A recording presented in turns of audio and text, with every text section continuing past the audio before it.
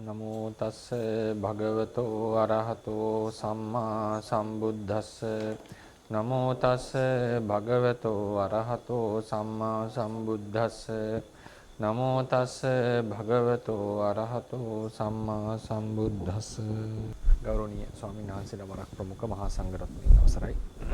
අද අපි සාකච්ඡා කරන්න බලාපොරොත්තු වෙන්නේ අවසාන ප්‍රසාද රූපය ගැන, වස්තු රූපය, කාය ප්‍රසාදය. සාය වගේම අද අපි කතා නොකරපු එහි අරමුණ එහි එක්ක සම්බන්ධ වෙන පොට්ටබ්බ රූපය කියන එක ගැනත් සාකච්ඡා කරනවා. ස්ප්‍රෂ්ටබ්බ රූපය කියලා ලියලා තියෙනවා. මොකද පොට්ටබ්බ රූපය කියලා වෙනම රූපයක් නැහැ. ඒක තියෙන පඨවි තේජෝ වායෝ. ඒකයි කාය ප්‍රසාදය අතර සම්බන්ධය පොඩ්ඩක් සරලව අපි කතා කරමු. අපි දැනට කතා කරපු ප්‍රසාද රූප වගේම තමයි මූලික સિદ્ધාන්ත ගත්තම මේ කාය ප්‍රසාදේ හටගන්නෙත් පුරාණ කර්මයක් නිසා. ඒ කර්මය හේතු කරගෙන සතර මහා ධාතුන් වල ඇත්තා වූ උපයක් තමයි කාය ප්‍රසාදය කියලා කියන්නේ. ඒ උපේ තියෙනවා පොට්ටබ්බ රූපයට, ස්පර්ශ රූපයට සංවේදී වෙන්නට නැත්නම් සංවේදී වෙන්නට සුදුසු බවක්, ඉඩ දෙන බවක්. ඒක තමයි කාය ප්‍රසාදයේ ලක්ෂණ. ඒ වගේම කාය විඥාණයට ඇසුරු කරන්නට ඉඩ දෙන බවක්, සුදුසු බවක් ඒකේ තියෙනවා.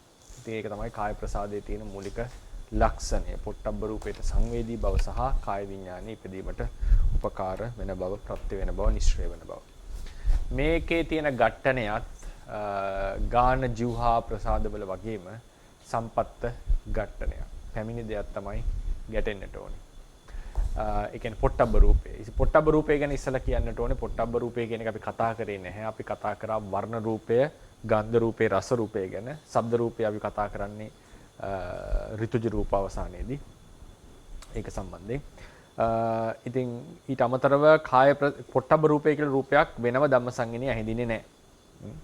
ඒකට හේතුව තමයි ථේරවාදයේ හැටියට ස්පර්ශ රූපය සතර මහා ධාතු වලින් ධාතු තුනක්. මොනවද? පඨවි, තේජෝ, වායෝ කියන ධාතු තුන තමයි පොට්ටබ්බ රූපේ ලෙස අරන් තියෙන්නේ. ස්ප්‍රෂ්ටබ්බ රූපය කියලා අපි සිංහලෙන් කියන්නේ. ආපෝ ධාතුව ගණනය කරන්නේ නැහැ. ඒක ගැන අපි අවසානයේදී දේශනා අවසානයේදී අපි එනවා පොට්ටබ්බ රූපය ගැන හඳුන්වන්න. ඉතින් මේ පඨවි තේජෝ වායෝ කියන ධාතුන් මේ කාය ප්‍රසාදයේ ගැටුණම තමයි මේ දැන ගැනීම, සංවේදනාව, ස්පර්ශය ස්පර්ශ දැන ගැනීම කියන සේ සිද්ධ වෙන්නේ. මේකත් උපයක්. අනිත් ප්‍රසාද වගේම උපයක්. සතර මහා ධාතුන් කර්මය නිසා හටගත්ත සතර මහා ධාතුන් නිසා පවතින උපයක්. ඒක පවතින රූප කලාපවල ඒ කලාපයට කියනවා කාය දසක කලාපය කියලා. ඒ රූප කලාපවල පරම්පරාවට කියනවා කාය සන්තතිය කියලා. ඒතර රූප මුළු කයෙම තියෙන සියලුම කාය දසක කලාප උපදවන්නේ එකම කර්මයකින්. ඒක ප්‍රතිසන්දිදායක කර්මයක්. ඒක වෙන කර්මයක් වෙන්නේ නැහැ. මොකද ඒක ප්‍රතිසන්දි අවස්ථාවේ ඉඳලම කාය ප්‍රසාදයේ යමකට හට ගන්නවා නම් ඒක ප්‍රතිසන්දි අවස්ථාවේ ඉඳලම හට ගන්නවා. ප්‍රතිසන්දි අවස්ථාවේ හට ගන්නවා. ඉතින් ඒකේ මුළු කය පුරාම මේක පැතිරිලා තිනවා. ඒතර අපිට තියෙනවා අර දැන් අපි කතා කරා ප්‍රසාද චක්ෂුව සසම්භාර චක්ෂුව. ප්‍රසාද සෝතේ සසම්භාර සෝතය නේද? ප්‍රසාද ගහනේ සසම්භාර ගහණය. ප්‍රසාද ජීවහාව සසම්භාර ජීවහාව. ඒ වගේම ප්‍රසාද කාය සසම්භාර කාය කියලාකුත් තියෙනවා. සසම්භාර කාය කියන්නේ මේ මුළු කයම. සමහර ප්‍රදේශ තියෙනවා පොඩි එකේ මේ කාය ප්‍රසාදේ හටගන්නේ. සසම්භාර කායක මේ කයම ගන්නවා අපි. සසම්භාර එතනදී ඒ චක්කු ප්‍රසාදයට අපිට ඇහත් අපිට ගන්නට පුළුවන් අවශ්‍ය නැහැ. මොකද ඇහෙත් මේක පිහිටලා තියෙනවා. ඉතින් ඕනනම් අපිට ඉන්ද්‍රිය පහ, ත්‍රිඉන්ද්‍රිය හතර අතහැරලා ඉතිරිදී කෙලස් ගන්න පුළුවන් සසම්භාර කාය. නමුත් පොදුවේ අපිට සියල්ල ගන්න පුළුවන්. ඉතින් මේ සසම්භාර කායෙහි තමයි මේ ප්‍රසාදේ පැතිරිලා තියෙන්නේ. ඉතින් ථේරවාදී දැක්වෙන හැටියට පුළුන් ගොඩක තෙල් ටිකක් පැතිරිලා තියෙනවා වගේ තමයි මේ කාය ප්‍රසාද කාය දස කලාපය මේ කාය පුරා පැතිරලා තියෙන්නේ. තැන් කිහිපයක් අතහැරලා. ඒවා තමයි කිස් අග, නියපොතු අග, ඊට පස්සේ ලොම් අග, මැරිච්ච සම මේ වගේ තැන් කිහිපයක් අතහැරලා ඉතිරි සෑම තැනම ශරීරයේ මතු පිට අභ්‍යන්තරයේ කියන හැම තැනම මේක පැතිරලා තියෙනවා. ඒ සමහර අවස්ථා තැන් කිහිපයක් ගැන සඳහන් වෙනවා. පාචකාග්නිය තියෙන තැන නැහැ කියලා කියනවා කාය ප්‍රසාදය. ඉතින් ඒ වගේ තැන් කිහිපයක් හැර ඉතිරි සෑම තැනම මේ කාය ප්‍රසාදේ පැතිරිලා තිනවා. සමහර වෙලාවලට ඉතින් ඒ යම් හානි වෙලා යම් තැනක කාය ප්‍රසාදේ නැති වෙන්න පුළුවන්, සංවේදනාවක් නැති වෙන්න පුළුවන්. නමුත් සාමාන්‍යයෙන් මේක ප්‍රතිසන්දි ඉඳලම පටන් ගන්න දෙයක්. කාම ලෝකයේහි කාය ප්‍රසාදෙන් නැතු උපදිනවා කියලා එකක් නැහැ. ජීව ප්‍රසාදේ වගේමයි. කාය ප්‍රසාදේ නැති උපදිනවා කියලා එකක් නැහැ. ඒක ප්‍රතිසන්දි අවස්ථාවේ ඉඳන් පහළ වෙනවා. ජීව ප්‍රසාදේ සාමාන්‍යයෙන් සති ගාණක් ගිහලා පහළ වෙනවා. කාය ප්‍රසාදය උපතින්ම ප්‍රතිසන්දි අවස්ථාවෙම පහළ වෙනවා. ඒතකොට ඒ නිසා ප්‍රතිසන්දායක කර්මයෙන් මේක උපදවනවා කියන එක තමයි කියන්න තියෙන්නේ. මේකේ පොඩි අඩුවක් තියෙනවා මේ හෑන්ඩ් අවුට් එකේ හදාගන්න ඕනේ. පිටුව 2 184 වෙනි ඡේදය පිටුව 2 184 වෙනි ඡේදය ඒක වැරදීමක් වෙලා ඒක මේ වෙලා තියෙන්නේ. 184 දෙවැනි එක සමහර ආචාර්ය මතයකට අනුව යම් භවයක ප්‍රතිසන්දායක කර්මෙන් අන්‍ය වූ නමුත් පහස විඳීමේ කාමයේ බලපෑමට ලක් වූ වෙනත් කර්මයකින් වූද කාය ප්‍රසාද රූප වේදේ හැකි කියන ඒ ඡේදෙම කපන්න ඕනේ. ඒක අදාළ වෙන්නේ නැහැ මෙතනට. ඒක අර අනිත් ඒවා එක ලියපු නිසා මෙතන ඇවිල්ලා තියෙනවා. මේක අදාළ වෙන්නේ නැහැ සාමාන්‍යයෙන් අපිට පේන්නේ ප්‍රතිසන්දායක කර්මයෙන්ම තමයි කාය ප්‍රසාදය උපදවලා තියෙන්නේ. ප්‍රතිසන්දි අවස්ථාවෙන් ධම්ම පහළ වෙන නිසා භව රූපය වගේ. ඉතින් ඕක තමයි ඒකත් උපදවන්නේ පහස විඳීමේ ආසාව. කියන එකත් මූලික ආසාවක් මිනිස්සෙන්ට සත්‍යයන්ට තියෙන. ඒ නිසා ඒ අපි කරන කර්ම මේ පහස විඳීමේ ආසාව නිදාන කොට ඇත්තක්. ඒකේ බලපෑමට ලක් වෙලා තියෙනවා. ඒ නිසා ප්‍රතිසන්දි ලැබෙනකොට පහස විඳීමේ තෘෂ්ණාව සන්තුෂ්ත කරන්නට මෙන් කියන වචන මම යොදන්න. සන්තුෂ්ත කරන්නට මෙන් පහස විඳීමට අවශ්‍ය වෙන රූපය ඒ පහස විඳීම නම් වූ කාය විඥානේ හට ගන්නට ප්‍රත්‍ය වෙන නිශ්චය වෙන රූපය ඒ කියන්නේ කාය රූපයක් හට ගන්නවා ඒක කාය ප්‍රසාදය. එතකොට ඒක උපදවන්නට මූලිකම දායකත්වය දෙන්නේ උපදවන්නේ කර්මයෙන් හැබැයි අර තෘෂ්ණාව පදනම් කරගෙන. ඒ නිසා තමයි පුසන කාමතා නිදාන පුසන කාමතා නිදාන කම්ම සමුත්ථාන භූතප්පසාද ලක්කනෝ කායෝ කියලා දීලා තියෙනවා. 184 වෙනි ඡේදයේහි අර කළු පාටින් ලියලා තියෙන්නේ නේද? ඒක යට තියෙනවා පුසන කාමතා නිදාන කම්ම සමුත්ථාන භූතප්පසාද ලක්කනෝ කායෝ. කාය ප්‍රසාදී අනු ස්පර්ශාසාව නිදාන කොට ඇති ස්පර්ශ විඳීමේ ආසාව කියන එක මම අදහස් කරලා තියෙන්නේ. ස්පර්ශ ආසාව විඳී නිදාන කොට ඇති කාමයෙන් උපදවනු ලැබූ මහා භූතයන් ඇසුරු කරගෙන පවතින ඔපය ලක්ෂණ කොට ඇති ධර්මයක. ස්පර්ශ විඳීමේ ආසාව. පුසන කියලා කියන්නේ. ස්පර්ශයේ කෙරෙහි ආසාව නෙවෙයි ස්පර්ශ විඳීමේ ආසාව මෙතන කියන්නේ. ඊට පස්සේ මේ කාය සංතතිය අපි සමස්ත ලෝකෙම ගත්තොත් කාම ලෝකයේ කාය ප්‍රසාදේ නොලබී යනවා කියලා එකක් නැහැ. සමස්ත ලෝකෙම ගත්තාම කාය ප්‍රසාදේ නොලබී යන අවස්ථා දෙකයි අපිට හම්බ වෙන්නේ. ඒ තමයි බ්‍රහ්ම ලෝකෙදී. ඒ රූපාවචර මුළු තලයේම කාය ප්‍රසාදේ නැහැ. අරූපාවචර ලෝකෙත් කාය ප්‍රසාදේ. ඒක ජීව ප්‍රසාදේ වගේ. ජීව ප්‍රසාදේ වගේ. ඉතින් ඒ කාය ප්‍රසාදය ජීව ප්‍රසාදේ නම් ඕනනම් සමහර කෙනෙක්ට සම්පූර්ණයෙන් මොකක් හරි දඬුවමක් වශයෙන් හාරලා ඉවත් කරන්න පුළුවන්. කාය ප්‍රසාදේ සම්පූර්ණයෙන් ඉවත් කරනවා කියන එකක් මම හිතන්නේ නැහැ. මොකද මුළු කයෙන් පැතිරිලා තියෙනවා. ඉතින් සත්වයා මැරෙන්න ඕනේ කාය ප්‍රසාදේ සම්පූර්ණයෙන් ඉවත් කරනවා කියන එක මම හිතන්නේ ඒක ප්‍රායෝගිකව පුළුවන් දෙයක් කියලා. ජීව ප්‍රසාදයේ ජීවත් වෙලා ඉන්නකොට සම්පූර්ණයෙන් අපි දඬුවමක් ලෙස හෝ මොකක් හරි හේතුවක් නිසා මේ සම්පූර්ණයෙන් ඉවත් කරමු මැනිය මැරෙන්නේ නැහැ නේ. ඉතින් සමහර විට ජීව ප්‍රසාදේ නැති වෙන්නත් පුළුවන් ජීවත් වෙලා ඉන්නකොට. කාය ප්‍රසාදේ ඊටත් වඩා අපේ ජීවිතේට සම්බන්ධයි. කාය ප්‍රසාදේ නැති වී යන අවස්ථා ටිකක් තමයි අර කලින් ප්‍රසාද වලට කිව්වා වගේමයි. ගාන ජීවහා ප්‍රසාදවල ඒ සායන රස විඳීමේ කාමය ආග්‍රහණය කිරීමේ කාමය වගේ කාමයේවල් යටපත් කරලා ධානයක් උපදවලා ඒ ධානයකින් ප්‍රතිසන්දියක් ගන්නකොට ඒ පුද්ගලයාගේ ජීවිතයේහි කාය ප්‍රසාදයක් හටගන්නේ නැහැ. හරියට ගාන ජීව ප්‍රසාද හටගන්නේ නැහැ වගේ බ්‍රහ්ම ලෝකේ. ඒතර කිසිදු බ්‍රහ්මතලයක අසන්න සත්‍ය ඇතුළත් කිසිදු බ්‍රහ්මතලයක කාය ප්‍රසාද පහළ වෙන්නේ නැහැ ගාන ජීව වගේම. අරූප ලෝකයට යනකොට රූපයක් ලැබීමේ ආසාව යටපත් කරගෙන උපදින නිසා ඒකේ රූපයකට අයිති වෙන කාය ප්‍රසාදේ පහළවන්නේ නැහැ. ඒකත් පැහැදිලි කතා කරා දැන් ගොඩාක් හැම අවස්ථාවකම මේ කතා කරා. මොකද හැම කිසිම ප්‍රසාදයක් නැහැ මේ අරූප ලෝකේ. ඊට පස්සේ කාම ලෝකයේහි ප්‍රසාද රූපයක් කාය ප්‍රසාදේ නැති සත්වේ නැහැ. අනිවාර්යෙන් කාය ප්‍රසාදේ තියෙනවමයි කාම ලෝකේ ඉන්න සත්වෙට. ඉතින් කාමයන් අතර තියෙන බලවත්ම කාමයේ තමයි මේ ස්පර්ශාව කියන එක. ස්පර්ශ ආසාව කියන එක ලිංගික ආසාවටත් අතිශයින්ම සම්බන්ධයි. ඉතින් ඒකෙදී විසඳන්නට ඕනි විසඳන්න කියන්නේ හිතන්න තියෙන ප්‍රශ්නයක් තමයි අපි සාමාන්‍යයෙන් කියනවා මොකද ධම්මහදේ විභංගේ සහ ධාතු කතාවේ වගේ තැන්වල අපි කතා කරනවා බ්‍රහ්මයන්ට කාය ප්‍රසාදේ නැහැ කියලා. කාය ප්‍රසාදයක් සම්පූර්ණ. නමුත් උන්ට කයක් තියෙනවා. කාය සසම්භාර කය තියෙන. ඒක තේරුම් ගන්න. සසම්භාර කය තියෙනවා කාය ප්‍රසාදේ තමයි නැත්තේ. සංවේදනාව නැති. සසම්භාර නාසය බ්‍රහ්මයට තියෙනවා. සසම්භාර දිව කියන එක බ්‍රහ්මයට තියෙනවා කියලා කියන්නේ. ඒකේ සංවේදනාව තමයි නැත්තේ. මෙතනදී ගාන ජීවහා දෙකේ සංවේදනා නැතිවීම කියන එක අපිට මොකද ඒකට ආහාර ගන්නෙත් නැහැ.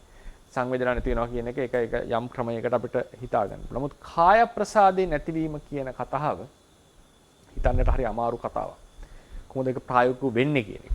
ඒ කියන්නේ කාය ප්‍රසාදය නිසා තමයි අපි මේ සියලුම ඉරියව් ටික පවතින්නේ. ඒ කියන්නේ පුටුවක ඉඳ ගන්නවා නම් අපි ඉඳගත්තා කියන සංඥාපව එන්නේ කාය ප්‍රසාදේ තියෙන නිසා. නැත්නම් අපිට කිසිදු හැඟීමක් නැහැ මේ ශරීරයේ තියනවා කියන හැඟීමවත් එන්නේ නැහැ කාය ප්‍රසාදේ නැත්තම්. කාය විඤ්ඤාණ උපදින්නේ නැත්තම්. උදාහරණයකට අපි හිතමුකෝ බ්‍රහ්මික කැවිලා බුදුරණසට වඳිනවා කියලා. ඒ වඳිනකොට දැන් අපි අත් දෙක ගැටෙන නිසානේ අපි දැන් නවත්තන්නේ. මේක ගැටුන් නැත්තම් අපිට නවත්තන්න හිතෙන්නේ නැහැ. ඒතර ඒ වගේ සංවේදනාවක් නැත්තම් කොහොමද ඒ අදහස ඇවිල්ලා තියෙන්නේ බ්‍රහ්මෙට? හිතා ගන්න හරි අමාරුයි ඒක කොහොමද වෙන්නේ කියලා. ඇවිදින්නේ කොහොමද පොළොව කියලා. පොළොවක ඇවිදිනකොට අපි අඩියේ තියන්නේ අපිට කය දෙන සංවේදනාව. ඒ නිසා තමයි අපිට ඊළඟට මේ කාය ප්‍රසාදය කියන එකෙන් කාය විඥානය, කාය ප්‍රසාදය සහ විඥානය කියන එක අතිශයින්ම වැදගත්. ඒ ඉරියව් පැවැත්වීමට. ඒ කියන්නේ අපිට පුළුවන් ඒක නිසා මේ මොනවද? S2 වහගෙන උනත් කටයුත්තක් කරන්න. කාය ප්‍රසාදය නිසා. S2 නැති වුණත් අපිට ගමනක් යන්න පුළුවන්. අවිදින්න පුළුවන් වෙන්නේ කාය ප්‍රසාදය නිසා. ඉතින් කාය ප්‍රසාදය නැති වුණොත් කොහොමද එතන පවතින්නේ කියන එක හරි අමාරු සිද්ධියක්. ඉතින් අපිට හිතන්න පුළුවන් සාමාන්‍යයෙන් වාහනයක් එලවනකොට අපි වද්දන්න නැතුව එලවනවනේ නේද? යම් ක්‍රමයකට. ඒ වගේ මොකක් හරි සිදුවීමක් විය හැකි වෙන්න පුළුවන් බ්‍රහ්මයා ගාව තියෙන්නේ. නමුත් ඒ කොතරම් දුරට අපිට නුවණට තේරුම් ගන්න පුළුවන්ද කියන එක හිතන්න අමාරුයි. කොහොමද මේක යොදවන්නේ කියන. මොකද එතන උනත් යම් දැනීමක් කියලා එකක් තියෙනවා. නමුත් අර වාහනේ අර බලලා හුරුවෙන් පද වෙනවා. අපිට දැනෙන්නේ නැහැ වාහනේ හපුණාද නැද්ද කියන එකනේ සාමාන්‍යයෙන්. ඒක සද්දෙන් වගේ දෙයකින් දැනෙනවා, කයමයාව දැනෙනවා. නමුත් අර අපි ගානට එක පදවන් යනකොට යම් අපේ ඇසක් ආදිය උපකාර කරන් තමයි කරගෙන යන්නේ. ඉතින් ඒ වගේ මොකක් හරි ක්‍රමයකින් වෙන්න ඕනේ බ්‍රහ්මයක එහෙම කරන්නේ. නමුත් ඒක තාම හිතා ගන්න අමාරුයි. කොහොමද කාය ප්‍රසාදයක් නැතුව කයක් පරිහරණය කරන්නේ කියන ප්‍රශ්නෙම තියෙන එක. සහ කාය ප්‍රසාදයෙන් නැතුව කායික තියෙන ප්‍රයෝජනය මොකක්ද කියන එකත් අපි විමසන්නට ඕනේ. නමුත් ධර්මයේ හැටියට සඳහන්ලා තියෙන හැටියට කාය ප්‍රසාදයක් නැහැ බ්‍රහ්ම ලෝකේ. ඒක ඇහිඳින්නේ නැහැ. මේ ප්‍රසාදයේ ආයතනය ඇහිඳින්නේ නැහැ බ්‍රහ්ම ලෝකවල. ඒකට හේතුව තමයි ඒ තෘෂ්ණාව යටපත් වෙලා තියෙනවා කියන එක. ඊට පස්සේ ඊළඟට තියෙන කරුණ තමයි කාය ප්‍රසාදයට සංවේදී වෙන්නේ පොට්ටබ්බේට පැමිණිච්ච පොට්ටබ්බේට ඇවිල්ලා ගැටෙන්නට ඕනේ. අර අසම්ප්‍රාප්ත දුර ඉඳලා තියෙන එකට සංවේදී වීමක් කියලා එකක් නැහැ. ගැටිච්ච එකකට තමයි සංවේදනාව වෙන්නේ, සංවේදී වෙන්නේ. ඒතකොට යම් හේකින් පොට්ටබ්බ රූපයක් ඇවිල්ලා ගැටුනොත් අර අරකට වුණා වගේම අනිත් රූප වලට වුණා වගේම යම් වෙනසක් සිද්ධ වෙනවා ඒ ප්‍රසාද රූපේ. ඒ දස කලාපේ අර නෙගටිව් එක පිච්චෙනවා. ඊට පස්සේ එයින් පස්සේ ආපහු ඒක වෙනත් පොට්ටබ්බයකට සංවේදී වන්නේ නැහැ. ඒක පදනම් කරගෙන ඒක ඇසුරු කරගෙන කාය විඥානය හට ගන්නවා. ඊට පස්සේ මනසත් මේ පැත්තට කියන්නේ ගැටීමෙන් පස්සේ භවංග චලනයක් වෙලා මනසේ පැත්තට යොමු වෙනවා චිත්ත සංතතිය. ඊට පස්සේ කාය ප්‍රසාදය ඇසුරු කරගෙන කාය විඥානය හට ගැනීම සිද්ධ වෙනවා. ඊළඟට කාය ප්‍රසාදය සම්ප්‍රාප්ත විෂයග්‍රාහී පැමිණි අරමුණක් තමයි සම්මේදී වෙලා තියෙන්නේ. ඊළඟට පොට්ටබ්බ රූපයත් සම්ප්‍රාප්ත අරමුණක් වෙනවා. ආපු එක තමයි ගැටෙන දුර ඉඳලා නිමිත්ත වශයෙන් ඝටනයක් නෙවෙයි. මේක වස්තු වශයෙන් සිද්ධ වෙන ඝටනයක්. ওই ටික තමයි කාය ප්‍රසාදයේ සම්බන්ධයෙන් කියන්නට තියෙන්නේ. ඉතින් ඒක ඊටාම දැන් ඔය සාමාන්‍ය භාවනා ක්‍රම තියෙනවා. අපිට මහාසී භාවනා ක්‍රමයේ වගේ එකක්. පටන් ගන්නෙම කාය ප්‍රසාදයේ පදනම් කරගෙන. ඒ කියන්නේ බඩේ පිම්බීම හැකිලිම දැනෙන්නේ කාය ප්‍රසාදයේ.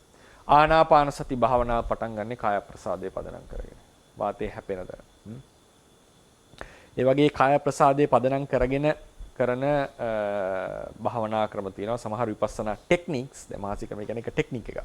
ඒක පටන් ගන්න තියෙන්නේ කාය ප්‍රසාදයේ පදනම් කරගෙන. කාය ප්‍රසාදයේ සහ මනෝ සමාවෙන්. කාය ඒ කියන්නේ කාය ద్వාරය. කාය ප්‍රසාදයේ තමයි ద్వාරය වෙන්නේ. කාය ප්‍රසාදයවත් කාය ద్వාරය සහ මනෝද්වාරය පදනම් කරගෙන තමයි ඒ භාවනා මූලික වශයෙන්. ඊට පස්සේ සියලුම ෂඩේන්ද්‍රියෙන් පාවිච්චියට ගන්නවා. ඉතින් ඊට පස්සේ වායෝ කසිනේ වඩන ක්‍රම දෙකක් තියෙනවා. එකක් තමයි හෙලවෙන මොකක් හරි කොලයක් රෙද්දක් කොඩියක් වගේ එකක් බලලා වායෝ කසිනේ වඩන්න පුළුවන්. අනිත් එක තමයි කවුළුවක් ළඟ ඉඳගෙන නැත්නම් අද කාලේ ෆෑන් එකක් එහෙම දාගෙන ඒ ඇඟේ වදින වායු කඳ අරමුණු කරගෙන වායෝ කසිනේ වඩන්නට පුළුවන්. ඒතර ඒකත් කාය ප්‍රසාදය. කාය ద్వාරය තුලින් වඩන ආරම්භ කළ හැකි කර්මස්ථානය. ආනාපාන සතිය අනිවාර්යයෙන්ම කාය ප්‍රසාදයේ පදනම් කරගෙන කාය ద్వාරයේ පදනම් කරන් වඩන කර්මස්ථාන. ඔය සමතලිස් කර්මස්ථානවල මොන ප්‍රසාද මොන ద్వාරයේ හරහාද ඒක සිද්ධ වෙන්නේ දැන් ඔය කසින තියෙනවා පඨවි ආපෝ තේජෝ වායෝ වර්ණ නීල පීත ලෝහිත ඒවා චක්කුද්්වාරේ පදනම් කරනවා. චක්කුද්්වාරේ මුල් කරගෙන තමයි කසිනේ වඩන්නේ. ඒ වගේ තියෙනවා ඒ භාවනාවත් අපි ඒ ద్వාර වලට ලක් කරනවා. ගාන ජීවහා සෝත ප්‍රසාද පදනම් කරගෙන වඩන කසින භාවනා ඒ ආනාපාන මේවා මොනවද මේ සමත භාවනා නැහැ.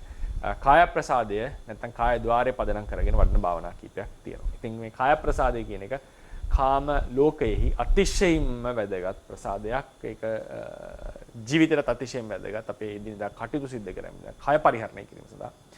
ඊට අමතරව කාමයේ පැත්තෙන් ගත්තම කම් සැපට ගොඩාක්ම ආකර්ශනීය ප්‍රසාදයක් තමයි මේ කාය ප්‍රසාදය කියන්නේ. ඊළඟට අපි යනවා ඊළඟ රූපේට කාය ප්‍රසාදයට සංවේදී වෙන අරමුණ තමයි පොට්ටබ්බ රූපය, ස්ප්‍රෂ්ටබ්බ රූපය. කාය ප්‍රසාදය තියෙනවා. ඒකද පොට්ටබ්බ රූපය.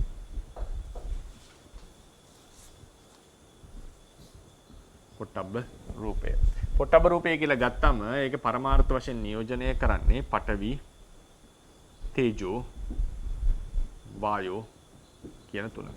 පඨවි, තේජෝ, වායෝ කියන තුන තමයි පොට්ටබ්බ රූපය ලෙස නියෝජනය කරලා තියෙන්නේ. ආපෝ ධාතුව මෙතන ගන්නෙ නැහැ. මොකද හේතුව තමයි අපි යම් කිසි දෙයක් ස්පර්ශ කරාම අපිට දැනෙන සංවේදනා වර්ග තුනයි සාමාන්‍යයෙන් තේරවාදයේ හැටියට. එකක් තමයි තද හෝ මෘදු ගතිය. ඒක පඨවි ධාතුවටමයි අයිති වෙන්නේ. තද හෝ මෘදු ගතිය. සීතය හෝ උෂ්ණය. ඒක තේජෝ ධාතුවට. ඊට පස්සේ පිටට තල්ලු කරන බව. අපි යමක් ස්පර්ශ කරනකොට පිටට දැනෙන තල්ලු කරන බව. පුළුන් කොටයක් වගේ ප්‍රෙස් කරනකොට දැනෙන බව. පිටට දැනෙන බව. මේ තමයි සාමාන්‍යයෙන් කයට දැනෙන සංවේදනා. ඉතින් ඒ අනුව තමයි අපි සාමාන්‍යයෙන් කියන්නේ පඨවි, තේජෝ, වායෝ කියන තුන තමයි සාමාන්‍යයෙන් කයට දැනෙන සංවේදනා තුන. ඉතින් ආපෝ ධාතුව එතනදී මේ වෙනම මේක දැන් හතර මහා ධාතු වලින් තුනක් ධාතු කතා කරලා තියෙනවනේ අපි. ඉතින් මේ වෙනම පොට්ටබ්බ රූපය කියලා වෙනම ධාතුවක් නෑ. ඒ නිසා තමයි ධම්මසංගණියේදී උපාදාය රූප හිඳිනකොට පොට්ටබ්බායතනේ, රූපායතනේ, සද්ධායතනේ, ගන්ධායතනේ, රසායතනේ දක්වා හිඳිනවා. පොට්ටබ්බායතනේ කියන එක ඇහිඳලා නෑ. ඒකට හේතුව තමයි ඒක සතර මහා ධාතු වලින් ධාතු තුනකට තමයි ඇතුළත් කරලා තියෙන්නේ. ඊට පස්සේ ඒකේ කරුණු වශයෙන් ටිකක් කතා කරන්නට තියෙන්නේ ආපෝ ධාතුව කයට නොදැනෙනවා කියන එක. ආපෝ ධාතුව කයට ආපෝ ධාතුව කියලා ගත්තම අපි ආපෝ ධාතු වර්ග දෙකක් දැන් කතා කරලා තියෙනවා දීර්ඝ වශයෙන්. කලාප අභ්‍යන්තරව තියෙන ආපෝ ධාතුව, අන්තර් කලාපීය තියෙන ආපෝ ධාතුව. එක රූප කලාපී කෙනෙක් ආකර්ෂණය කරලා පවතින ආබන්ධන ආපෝ ධාතුව සහ එක කලාපයක් ඇතුලේ ඒ අතිරි ධාතු ටික කැටි කරලා තියෙන ආපෝ ධාතුව කියන එක. ආබන්ධන ගතිය කියන එක. ඉතින් මේකේ මේ දෙකම තියෙන්නේ ඇතුළට බලයේ තියෙන. ඇතුළට. ඒ කියන්නේ රූප කලාපයක් අපි බැලුවත් ඒකේ රූප කලාපයේ අභ්‍යන්තරයට තමයි ආපෝ ධාතුවේ බලය ක්‍රියාත්මක වෙන්නේ. ඊට පස්සේ රූප ශරීරයක් ගත්තා. රූප ශරීරයක් කියලා කියන්නේ රූප කලාප එකතුවක්. ඒ කලාප එකතුවේහි අන්තර් කලාපීව ආපොත් එකිනෙකා තමයි ආකර්ෂණය කරගෙන තියෙන්නේ. එකිනෙකාට ඇදගෙන තියෙන්නේ. එතකොට ඒ නිසාත් පිටින් නම් අපි රූප ශරීරය ස්පර්ශ කරනකොට අපිට ඒ ආකර්ෂණ බලය දැනෙන්නේ නැහැ. ඒ ආකර්ෂණ බලය දැනෙන්නේ නැහැ. ඉතින් ඒ නිසා තමයි සාමාන්‍යයෙන් කියන්නේ ආපෝ ධාතුව කයට ස්පර්ශ වෙන්නේ. අපි ස්පර්ශ කරනවා කියලා කියන්නේ පිටින් ඇවිල්ලා කරන දෙයක්. රූප ශරීරයක් රූප කලාප මේක රූප කලාපයක් නෑ. ඒක පිටින් ස්පර්ශ කරනවා. ඒතකොට ඒක අභ්‍යන්තරයේ තියෙන බලය දැනෙන්නේ නැහැ. අභ්‍යන්තරයට කැටි කරලා තියෙන බලය. රූප ශරීරයක් ලෙස ගත්තොත් මේක රූප කලාප ගොඩක් තියෙනවා. මේක පිටින් ස්පර්ශ කරනකොට කලාප අතර තමයි ආකර්ෂණය තියෙන්නේ. ඒක පිටින් මේක අපේ අත ආකර්ෂණය වෙන්නේ නැහැ මේක. ඒ නිසාත් ආපෝ ධාතුව අපිට දැනෙන්නේ. ඉතින් ඒකෙදී පරමත්ත දීපණියේ තර්කයක් ඉදිරිපත් කරනවා. ඒ ආපෝ ධාතුව දැනෙන්නේ නැති වෙන්නට තියෙන තර්කමය ස්වභාවය එසගන්නේ. බැරි වෙලා හරි ආපෝ ධාතුව කයට ස්පර්ශ වෙනවා නම් ඒ කයට ස්පර්ශ වෙනවනම් ඒක ඉතිරි ධාතු තුන වගේ වෙනමම සංවේදනාවක් තනියම සංවේදනාවක් ඇති කරන්නට ඕන. තනියම සංවේදන. ඒ කියන්නේ දැන් උදාහරණයක් පඨවි තේජෝ වායෝ කියන තුන හැම කලාපයකම තියෙනවා. නමුත් ස්පර්ශ වෙනකොට අපිට දැනෙන්නේ එකයි. අපි කාය විඥාණයෙන් අරමුණු කරන්නේ එකවර එකයි. තුනම එකපාර අරමුණු කරනවා කියලා එකක් නෑ. එක්ක පඨවි, එක්ක තේජෝ, එක්ක වායෝ. තුනම එකපාර ගැටෙනවා. මොකද කලාපේ හැම කලාපෙම මේ තුන් දෙනා ඉන්නවා. තුන් දෙනාම තමයි ගැටෙන්නේ. නමුත් අපි අරමුණු කරන්නේ අපේ සිත අරමුණු කරන්නේ එක්කෙනයි. අරමුණු කරන්නේ එක්කෙනයි. ඒ අරමුණු කරන බව ඒක මම ලියලා නැහැ. තියෙනවා රේරුකාණ සංස්කෘතෙම කියන විදිහට අවධානය දෙන එක අරමුණු වෙනවා. දැන් උදාහරණයකට අපි බතක රස්නේ බලන්න ඕනේ කියලා හිතුවොත් රස්නේ දැනෙන්නේ. මෙලෙක් බවට වඩා. මෙලෙක් තැඹිලාද කියලා බලන්න ඕනේ කියලා හිතුවොත් ඒක මෙලෙක් ඒ බව දැනෙන එක. නේද? ඒ නිසා ඒ අවධානය අනුවත් ඒ අරමුණු කරන අරමුණු වැඩ. ඒ වගේම ඉන්ටෙන්සිටි ඒකේ බලවත් බව. දැන් තැඹිලාද කියලා බලන්න හරියන්නේ නැහැ. ගොඩාක් රත් වෙලා නම් අත පිච්චෙනවා. නේද? ඒ නිසා ඒකේ අරමුණේ තියෙන ඉන්ටෙන්සිටිය, ඒ කියන්නේ ඒකේ සැර කියන එකත් වැදගත් වෙනවා. සමහරවිට අපේ අවධානය, අපි දීප අවධානය මොකක්ද කියන එකත් බලපානවා. කාය විඥාණයෙන් මොන මේ පඨවි තේජෝ වායු වලින් කවරක්ද දැනගන්නවා කියන එක. ඒ නිසා පරමදීපණියේ එතන කතාවක් කියනවා බැරි වෙලා හරි ආපෝ තේරෙනවා නම් අඩුම මේ ඝන දෙයක හරියට යකඩ දෙයක වුණත් අපිට යකඩයක් පිටින් අල්ලනකොට අපිට තද ගතිය දැනෙනවා, සීත උෂ්ණය දැනෙනවා. ඒ වගේම ඒකේ තියෙන පිටට තද කරන ගතිය සමහරලාට දැනෙනවා. නමුත් ආබන්ධන ගතිය කියන එක පිටින් දැනගන්න පුළුවන් දෙයක් නෙවෙයි. ආබන්ධන ගතිය අපි තේරුම් ගන්නෙම මනසින් හිතලා. මේකේ විසිරෙන්නේ නැති බව කියන එකමයි අපි තේරුම් ගන්න. ඒ නිසා ආබන්ධන ගතියෙන් ආපහු විස්තර කරනකොට පිටින් අල්ලන්න බෑ කියන එක පැහැදිලි කරගන්නට පුළුවන්. ඊළඟට ටීකාවෙන් පරමදීපණීයම ඒකේ ගොඩාක් ඔය ප්‍රශ්න විසඳන තියෙන ටීකාවක් පරමදීපණීය කියලා කියන්නේ. ඒ අභිධර්මාර්ථ සංග්‍රහයට බිහි වෙච්ච විශිෂ්ටතම ටීකාව කියලා නම් කරන්න පුළුවන් අපිට. ඒ තරම් ඒකේ සාකච්ඡා කරලා දෙන ප්‍රශ්න විස්තර. ඉතින් ඒකෙදී අහන ප්‍රශ්නයක් තමයි සීතල. අපි ජලය අල්ලනකොට අපිට සීත දැනෙනවා. මේ සීත තේජෝ නෙවෙයිද? ආපෝ නෙවෙයිද කියන ප්‍රශ්න.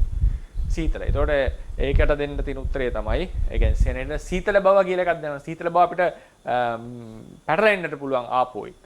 ඒතර ඒක අපි තර්කානුකූලව කියන උන්වහන්සේගෙන් තර්කය තමයි. එහෙනම් ලෝධිය වගේ දෙයක්. අපි දන්නවා වැగిරෙන දේ ආපෝ කියලාත් අපි තේරුම් ගන්නවා. වැగిරෙන දේත් ආපෝ. ලෝධිය කියන එකේ අපිට සීතලක් නැහැ කියන උෂ්ණයක්. ඒ නිසා සීත භව කියන එක වැටෙන්න ඕනේ තේජෝ වලට. සීත භව වැටෙන්නේ තේජෝ වලට. ආපෝ වලට අයිති ගුණයක් නෙවෙයි. සීත උෂ්ණතා කියන දෙකම වැටෙන්නේ තේජෝ ගුණයට. ඒ නිසා ජලයේ සීතල භව කියන්නේ ආපෝ නෙවෙයි. මේ ජලයේ ආපෝ අනු වැగిරෙන ස්වභාවය. නැත්තම් ඒ ආබන්ධන ගතිය තමයි ඒකේ තියෙන ආපෝ කියලා කියන්නේ. ඒකේ තියෙන ආපෝ කියලා කියන්නේ. දැන් ජලයේ ආබන්ධන ස්වභාව දෙකක් තියෙනවා. ජල අංශුවකින් එකට ඇලෙනවා. ජල අංශුවකින් තව දෙයක් බැඳ ගන්නවා. ඉතින් ඒ නිසා ඒ ජලයේ තියෙන ආකර්ෂණ බල වෙනම. නමුත් අපි ගත්තොත් එහෙම සීත බව ජලය ආපෝ නොවේ. සීත බව වැටෙන්නේ තේජෝ වලට. ඊට පස්සේ දැන් ථේරවාද මේ අදහසේ හැටියට පඨවි තේජෝ වායෝ කියන තුන තමයි සාමාන්‍යයෙන් කයට දැනෙන්නේ. දැන් උදාහරණයකට අපි ගත්තොත් විද්‍යාත්මකව කයට දැනෙන සංවේදනා හතරක් තියෙනවා. එකක් තමයි ප්‍රෙෂර් එක. ඒ කියන්නේ පීඩනය. ඊළඟට එන්නේ warmth උෂ්ණය. ඊට පස්සේ cold සීතල coldness කියන්න පුළුවන් අපිට. ඊළඟට එන්නේ pain වේදනාව. pain. මොකද සමහර ඒවාවලදී අපිට වේදනාව ප්‍රකට වෙනවා. සාමාන්‍යයෙන් සයිකොලොජි වල මෙහෙමයි කියන්නේ. දැන් මේ වේදනාව කියන එක ථේරවාදයේ හැටියට දෙන කාය විඤ්ඤාණයට ඇතුළත් කරලා තියෙනවා. මොකද කාය විඤ්ඤාණයේ සුඛ හෝ දුක්ඛ වේදනාව ප්‍රකටයි.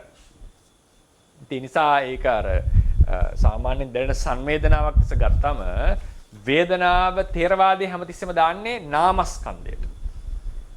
ඒක රූපස්කන්ධයට ඇතුළත් කරන්නේ නැහැ. නමුත් රූප ඝට්ටණයකින් ඇති වෙන දෙයක් මේ කායික වේදනාව කියන්නේ.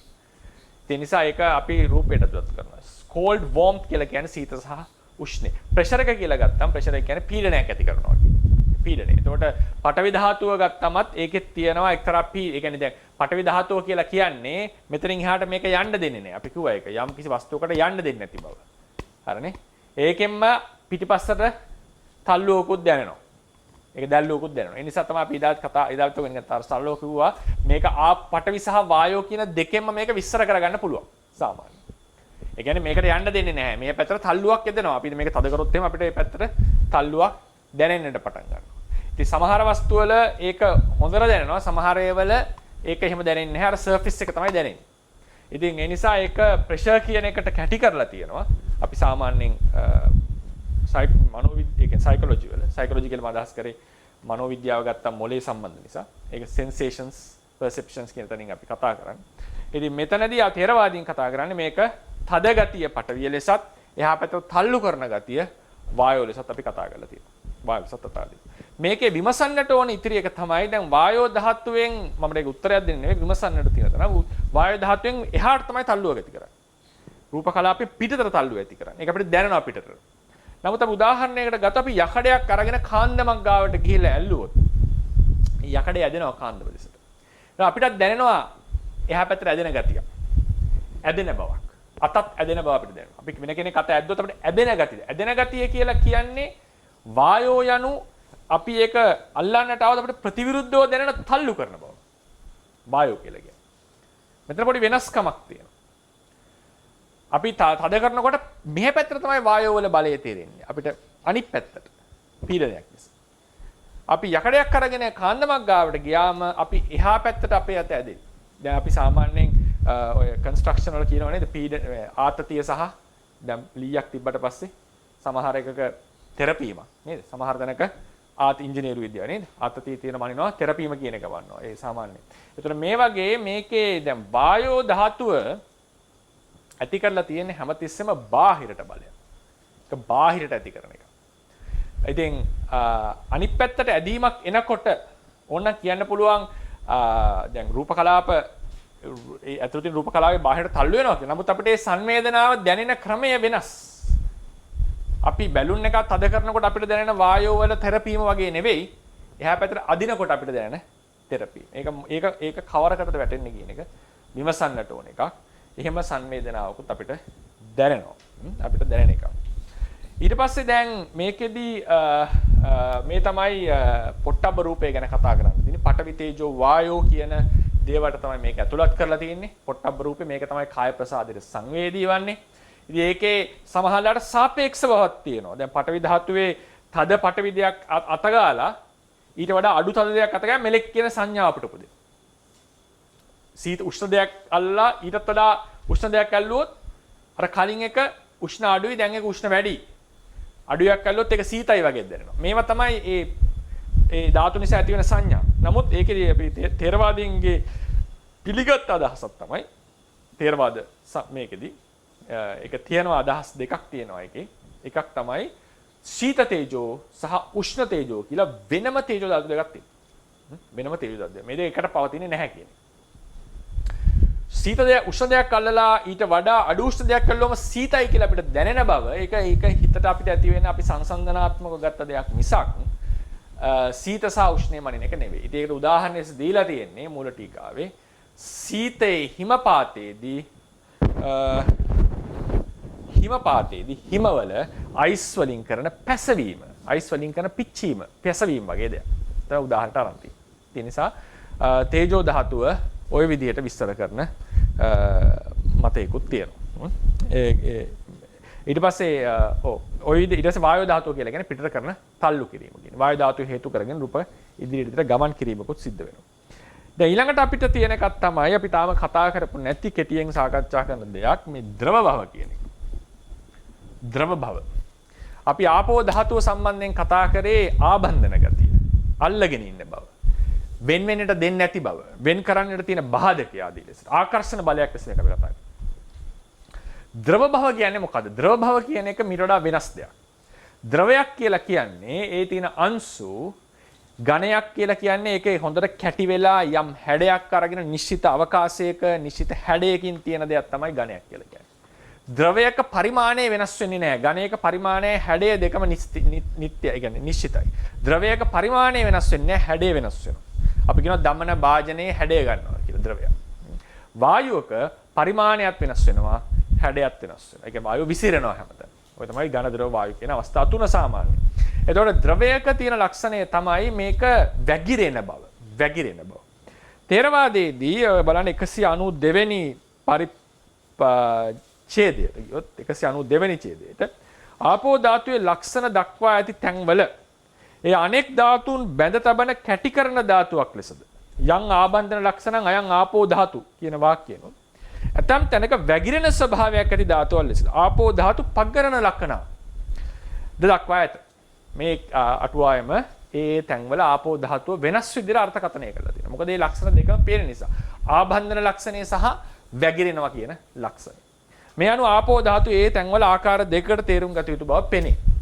නමුත් මේක රේරුකාණ ස්වාමීන් වහන්සේ යෝජනා කරන්නේ යමක් ආකර්ෂණේ නම් අලවන භවෙන් යුක්ත නම් ඒකට අලවන්න දෙයක් නොලැබුණොත් වැగిරෙනවා කියන එක තමයි උන්වහන්සේ අදහස් කරන්නේ. නමුත් උන්වහන්සේ දීලා තියෙන උපමාව බලන්න. උන්වහන්සේ දීලා තියෙන උපමාව තමයි සිමෙන්ති ටිකක් වතුරට දැම්මම සිමෙන්ති ටික වතුරේ ඇලවෙන්නා වගේ තමයි ආපෝ වල ස්වභාවය තේරුම් කරන්න කියලා තියෙන්නේ. උපමාවක් මේ දීලා තියෙන්නේ. නමුත් ඒ උපමාව ලස්සනයි. උපමාවෙන් විස්තර කරන්න වෙන්නේ හැමතිස්සෙම කලාප අතර. මේක එක කලාපයකට ගන්න හරි අමාරුයි. මේ තියෙන්නේ ආපෝ අධික දෙයක්. දැන් උදාහරණයකට ජලයේ තියෙන ආකර්ෂණ බල දෙකක්. ජල අංශු අතර තියෙන ආකර්ෂණය. ඒක කියන්නේ කොහෙෂන් කියලා. ජලය තවත් වස්තුවකට ආකර්ෂණය වෙනවා කියලා එකක් තියෙනවා. ඒකට කියන්නේ ඒකටත් වචනයක් කියනවා මට එන්නේ එකපාරට. ඒතකොට ඒ නිසා තමයි දැන් ඔය non stick pans වල මේ සමහර pan වල දැන් සමහර දේවල් වල ජලයයි වස්තුවයි අතර ආකර්ෂණය වැඩි. ඒ නිසා ඒක වස්තුවේ ඇලිලා තියෙනවා. ඒ ජලයයි වස්තුවයි අතර ආකර්ෂණය අඩු වෙන කරපු ගමන් ජලය එක්ක තමයි ඇල්ලලා තියෙන්නේ. ආව ඉක්මනින් ඉවත් කරන්න පුළුවන්. එයා ලිස්සලා යනවා ඒ සර්ෆේස් එකේ. ඒක අල්ලලා ඉන්නේ නැහැ. බඳලා තියෙන්නේ. දැන් රෙද්දක එහෙම ඒක හොඳට බැඳිනවා. ඒක ඇබ්සෝබ්ත් වෙනවා. ඉතින් මේ විදිහට මේ ආකර්ෂණ බලය ආබන්ධන ගතිය විස්තර කරනකොට දීලා තියෙන උපමාවන් අපි ගියොත් එහෙම තේරවාදී මට තේරෙන හැටියට මේක කියන්නේ හැමතිස්සෙම මේ කලාප අතර තියෙන බන්ධනයකින් තමයි මේ උපමා විස්තර කරලා තියෙන්නේ. ඉතින් පැහැදිලිවම කලාප අතර ආකර්ෂණ බලයක් තියෙනවා. ඒක පැහැදිලි. ඒක ප්‍රායෝගික දෙයක්. ඉතින් රූප කලාපය ඇතුළට අපිට ගේන්න ඒක තමයි අමාරු. රූප කලාපය ඇතුළට ආපෝ ගේනවා කියන එක ලේසි නෑ. රූප කලාපයෙන් පිටතට ආපෝ විස්තර කරන්න හරි ලේසි. දීලා තියෙන උපමාත් එහෙමයි. දූවිලි ගොඩට වතුර ටිකක් දැම්මම දූවිලි ටික කැටි වෙන හැටි. සිමෙන්ති ගොඩ වතුරට දැම්මම සිමෙන්ති ටික කැටි වෙන හැටි. මේ උපමාව ඒක විස්තර කරන. ඒ කියන්නේ අන්තර් කලාපීයව ආපෝ ක්‍රියාත්මක වෙන වගේ එකක් විස්තර කරන්න පුළුවන් සාමාන්‍යයෙන්. ඒක ෆිසික්ස් වලට ගියාම අණු පරමාණුක අංශු අතර තියෙන ආකර්ෂණ බලයක්. නමුත් ඒක කලාපය ඇතුලේ ආපු විස්තර කරන්න හරි අමාරුයි. නමුත් අපි ඒක විස්තර කරා මේ ගති ටිකට විසිරෙන්න දෙන්නේ නැතුව එතනට තියාගන්න ගතියක් කියලා. දැන් මේ සියල්ලටම වඩා වෙනස් වෙනවා වැగిරෙන ස්වභාව. ද්‍රවයක් කියලා කියන්නේ වැగిරෙනවා කියන එක. ඒක වැగిරෙන එක තමයි ද්‍රවයේ ස්වභාවය. විස්තර කරගත්තොත් ඒ යම් කිසි ද්‍රව්‍යයක් රත් කරනකොට රුප්පණය වෙනවා. අපි දැන් රුප්පණය ඉගෙන ගත්තා. රුප්පණ වර්ග අපි ප්‍රධාන වශයෙන් තුනක් ගැන කතා කරා. කලාප අභ්‍යන්තරයේ තියෙන ශනික රුප්පණය. පරම්පරා වශයෙන් සිද්ධ වෙන රුප්පණය. අන්තර්කලාපීය රුප්පණය. අන්තර්කලාපීය රුප්පණයේ ප්‍රතිඵලයක් තමයි ද්‍රව භාවය කියන එක.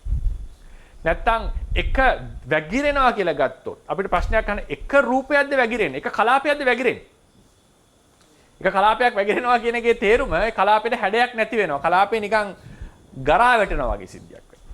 එතකොට වැగిරීම කියන එක ප්‍රායෝගිකව අපිට විස්තර කරන්න වෙන්නේ මමත් පෞද්ගලිකව හිතන ක්‍රමයේ හැටියට මේක පෞද්ගලිකව හිතන එකක් අදහස වැగిරීම ද්‍රව භාවයේ විස්තර කරන්න සුදුසුම ක්‍රමය තමයි අන්තර්කලාපීයව තියෙන ආපු වර්ගය. එතකොට අන්තර්කලාපීය ආපු වැඩි වෙන්න වස්තුව ඝන වෙනවා. ඒක තමයි ප්‍රායෝගික කතාව. අන්තර්කලාපීය ආපු වැඩි වෙන වස්තුව ඝන වෙනවා. ඒක යම් ප්‍රමාණයකට ලිහිල් වෙනකොට තමයි මේක ගලන්නට පටන් ගන්නේ. එතකොට ඒ අංශු ටික දැන් දැන් රූප කලාප ටික මෙහෙම බැඳිලා තියෙනකොට එකිනෙකට හොඳට ආකර්ෂණලා තියෙනකොට මෙයා නිශ්චිත හැඩයක මේ දේ පවතින. මේ අන්තර්කලාපීය තියෙන බන්ධනයේ බිඳෙනකොට මේ රූපයෝ ඒ කලාපයෝ හැසිරෙන්නට පටන් ගන්නවා අවකාශයේහි. නමුත් යම් කිසි සීමාවක් සහිතව. අර වායු අංශයේ සම්පූර්ණ විසිරී යන්නේ නැහැ. ඒ නිසා තමයි අපි කියන්නේ ද්‍රව්‍යයක පරිමාණය වෙනස් වෙන්නේ නැහැ. ද්‍රවයක පරිමාණය හැඩය වෙනස් වෙනවා. ඝනයක හැඩයයි පරිමාණයයි දෙකම වෙනස් වෙන්නේ නැහැ. ද්‍රවයක් දමන භාජනයේ හැඩය ගන්නවා. වායුවක එහෙම නැහැ. පරිමාණය පව වෙනස් වෙනවා වායුව. වායුව අඩු වැඩි කරන්න පුළුවන් පරිමාණය. අපිට ද්‍රවයක එහෙම කරන්න ලේසි නෑ. ද්‍රවයක පරිමාණය අඩු වැඩි කරනවා කියන්නේ. ඉතින් මේ ගත්තම ද්‍රව භව යනු මොකක්ද කියලා අපිට බලන්න වෙනවා ප්‍රායෝගික. ද්‍රව භව යනු තියෙන අංශු යම් පරාසයක විසිරීමක්. හැබැයි යම් සීමා සහිත භාවයක් ඇතුව. යම් ආකර්ෂණ බල සහිතව. එතකොට පේන්නේ අපිට තොරතුරු විමසන් යනකොට දැනෙන්නේ බුදුරජාණන් වහන්සේ ආපෝ කියලා හැඳින්වුවේ මෙන්න මේ අන්තර්කලාපීය කතා වලට නෙවෙයි. යමක වැగిරෙන බවක් තිබේ නම් මේ තමයි ආපෝ. වැగిරෙන බව. වැగిරෙන ස්වභාවය. එතකොට මේ අංශු ටික යම් ක්‍රමයකට වැగిරෙනවා ආකර්ෂණ බන්ධනයක් සහිතව. නමුත් අපිට වැටහෙනවා මේ වැగిරෙන බවක්. මේ වැగిරෙන බව පරමාර්ථ ගතියක් ලෙස සලකලා තියෙනවා. පරමාර්ථ ගතියක් ලෙස සලකලා තියෙනවා. විද්‍යාත්මකව ගියොත් ඒකට කිය විස්තර කරයි පරමාර්ථ ස්වභාවයක් වෙන්න බෑ. මොකද හේතුව ආකර්ෂණ බල දුර්වල වීම නිසා අංශු ටික යම් ප්‍රමාණයකට හැසිරෙන එක තමයි ද්‍රවයක ලක්ෂ ද්‍රව භාවය කියලා කියන්නේ. එහෙම නැතුව ද්‍රව භාවය කියලා අමුතු ගතියක් විද්‍යාත්මකව විස්තර කරන්නේ නැහැ. නමුත් අපිට යම් දැනීමක් ප්‍රායෝගිකව පිටිනම් බලනකොට ඝණයක නැති ද්‍රවයක තියෙන වැగిරෙන භව කියලා අමුතු ස්වභාවයක් දැනෙනවා. අමුතු ස්වභාවයක් අපිට දැනෙනවා. මේ ස්වභාවය තමයි වැగిරෙන ආපෝ කියලා අරන් තියෙන. ඒක තමයි දෙතිස් කුණපේ ගත්තම වැగిරෙන දේවල් තමයි ආපෝ වෙලා තියෙන්නේ. ස්ථිරව තියෙන දේවල් නෙවෙයි, හැඩයක් අරන් තියෙන දේවල් නෙවෙයි. ඒ නිසා මේ පග්ගරණ ලක්ෂණය කියන එක අර ආබන්ධන ලක්ෂණයට අමතරව වෙනම විදිහට විස්තර කරන්නට ඕනේ. මම පෞද්ගලිකව රේරුකාණු සංසය අරගත්ත ඒ ක්‍රමයට යන්නේ නැහැ. හේතුව උනාස විස්තර කරන්නේ යමක් බඳව ගන්න ආබන්ධන ලක්ෂණ යමක් යුක්ත නම් ඒට බඳවන්නට දෙයක් නැතිනොත් එයා වැగిරෙනවා කියන කතාව ගත්තම මේ ඒ කියන්නේ වතුර කියන දෙයට බඳවන්නට දෙයක් නැත්නම් එයා පැතිරෙනවා කියන එක. ඒක විසිරෙනවා කියන එක. ඒතර තාම වතුර යනු රූප කලාප එකතුවක්. ඒක රූප ශරීරයක්. වතුර අංශුවක් කියලා කියන්නේ. ඒ නිසා මට ඒ උපමාව එච්චර රුචි නැහැ. ඒ පෞද්ගලිකව මම ඉන්න මම තේරුම් ගන්න ක්‍රමයක් තමයි. ඒක හරි වෙන්න පුළුවන් වැරදි වෙන්න පුළුවන්.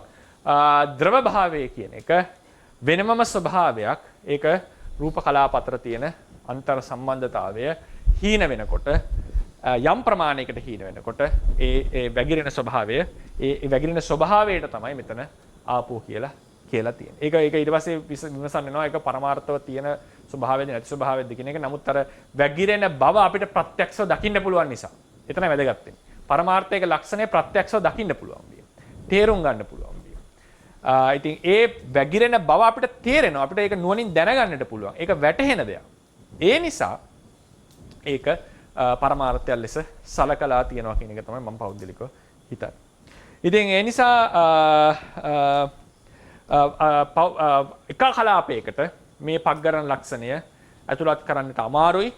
ඒක අන්තර්කලාපී ආපෝ නෙවෙයි. ඒ ඔක්කොම ආබන්ධන ලක්ෂණය මෙතන තියෙන්නේ. මේ වැగిරෙන ස්වභාවය කියන එක වෙනමම ලක්ෂණයක් ලෙස තමයි පෞද්ගලිකව මම දකින්නේ.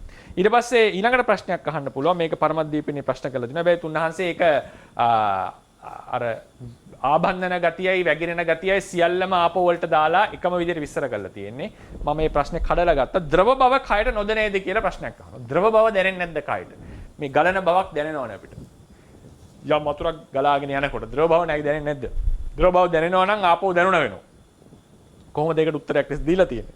ඒකට ඒ කියන්නේ අපි ආපු ක්‍රමයෙන් දැන් මේකේ හැටියට ද්‍රව බවයි ආබන්ධන බවයි දෙකක්නේ. ද්‍රව බව සහ ආබන්ධන බව එකක් කියලා තමයි උන්වහන්සේලා උත්තර දීලා තියෙන්නේ. ඒ නිසා මම මේ අප්‍රෝච් එකට යන්නේ නැහැ. ඒක දීලා තියෙන්නේ උත්තර ඒක අවසානයේ විස්තර කරන්නේ පරමත දීපිනට අනුව පළමුව රූප ශරීරවල ඇති පඨවි තේජෝ සහ වායු යන ධාතුන් කයින් ස්පර්ශ කොට හෝ එම ද්‍රව්‍ය ශරීරවල වර්ණය ඇසින් දැක.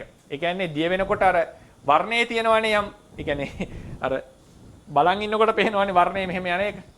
වැగిරෙනවා කියලා අපිට තේරෙන්නේ ඒකනේ.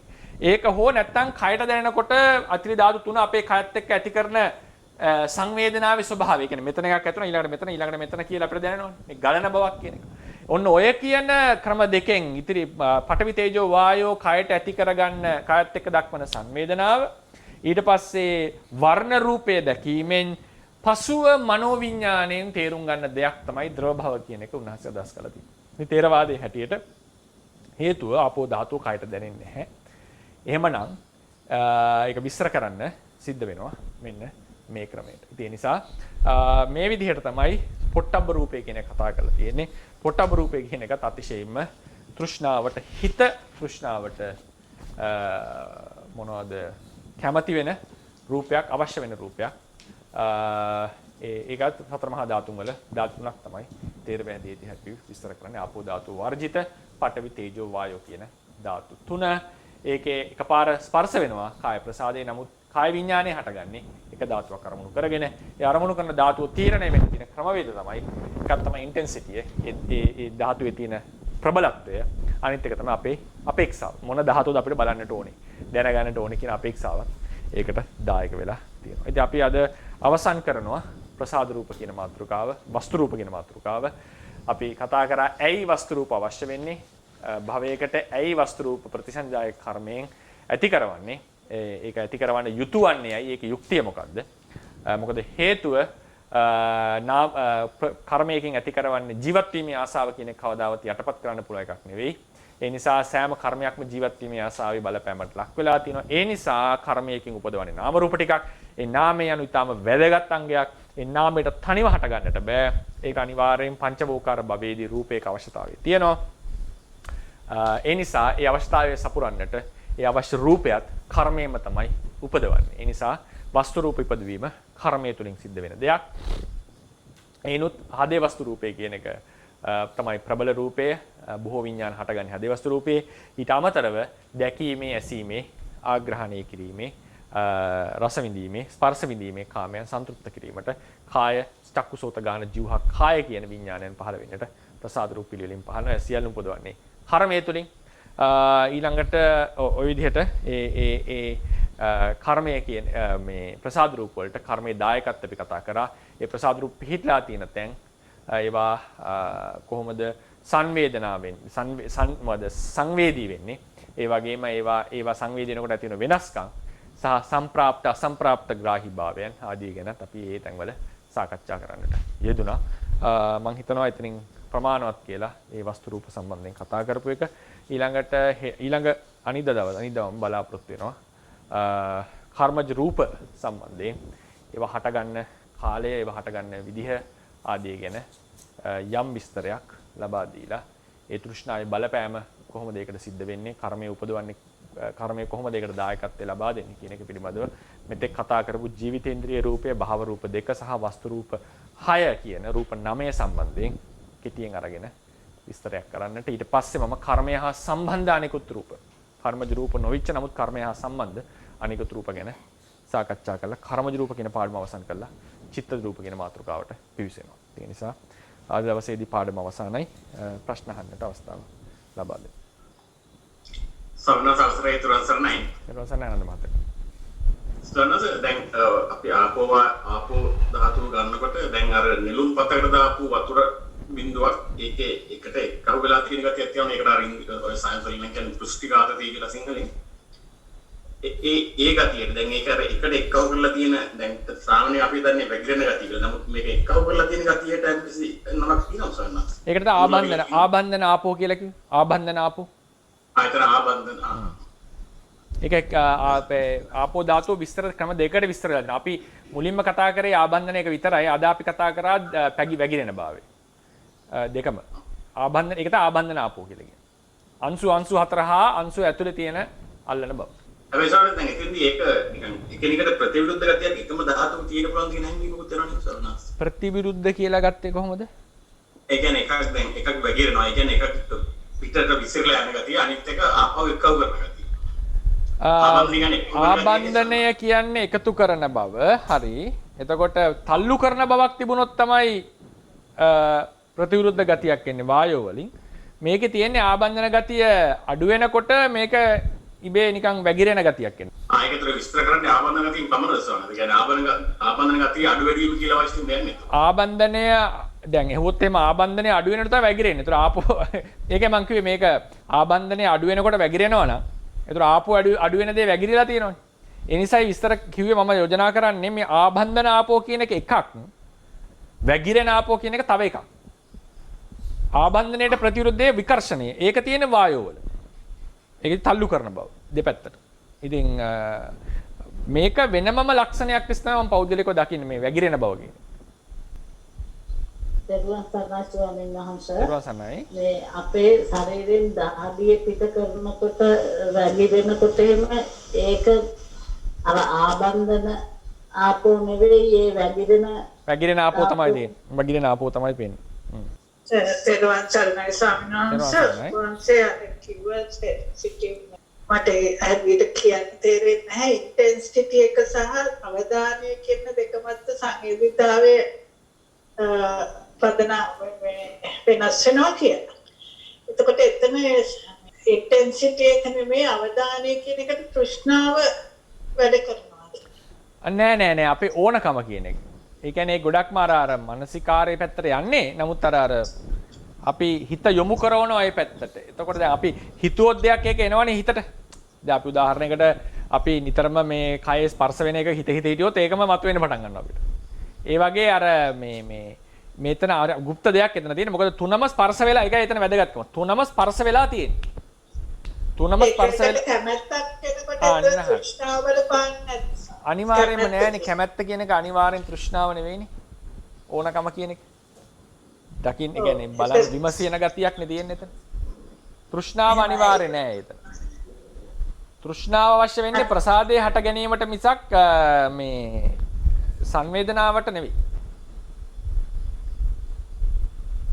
ඒතර චූස් කරන එක දැන් අර්ථය. එහෙන් පේන එකද, ගැට දැනෙන එකද, ඒකේ චූස් කරන එකට තෘෂ්ණාව නෑ. සමහර වෙලාවට තෘෂ්ණාව බලපාන්න පුළුවන්. මම කැමති අරමුණට වැඩ කරන. නමුත් හැමතිස්සෙම නෑ ඒක. එහෙම එකක්.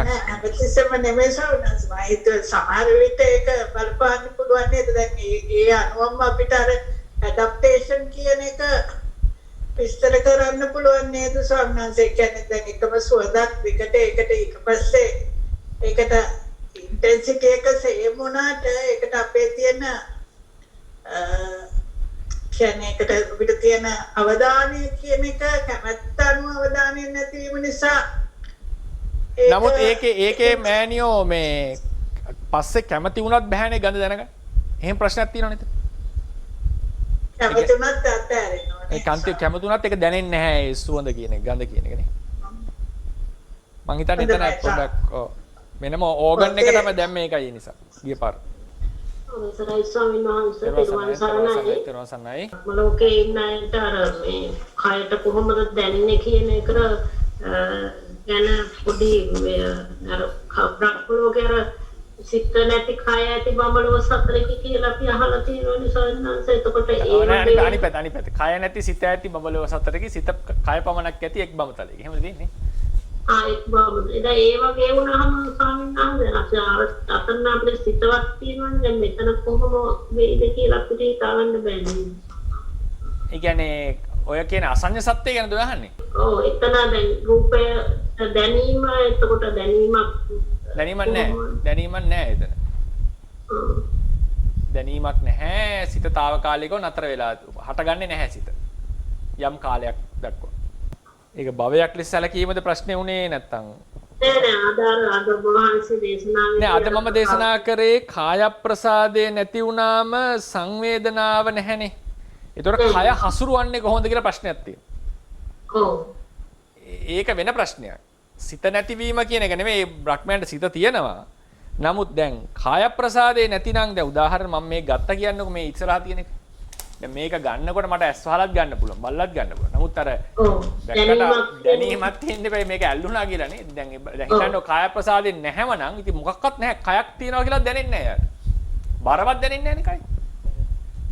එතනදී දැන් ලාදුරු රෝගියාට පිට දැනෙන්නේ නැතුණාට අභ්‍යන්තරේ සංවේදනාව නැහැ නෙවෙයි මේ කාය ප්‍රසාදයක ඇටවල පවා තියෙනවා.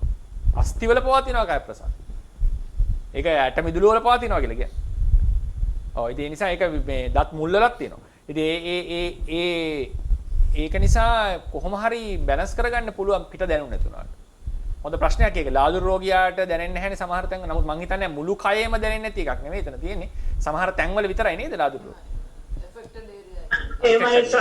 ඉෆෙක්ටඩ් ඒරියා එකට විතරයි.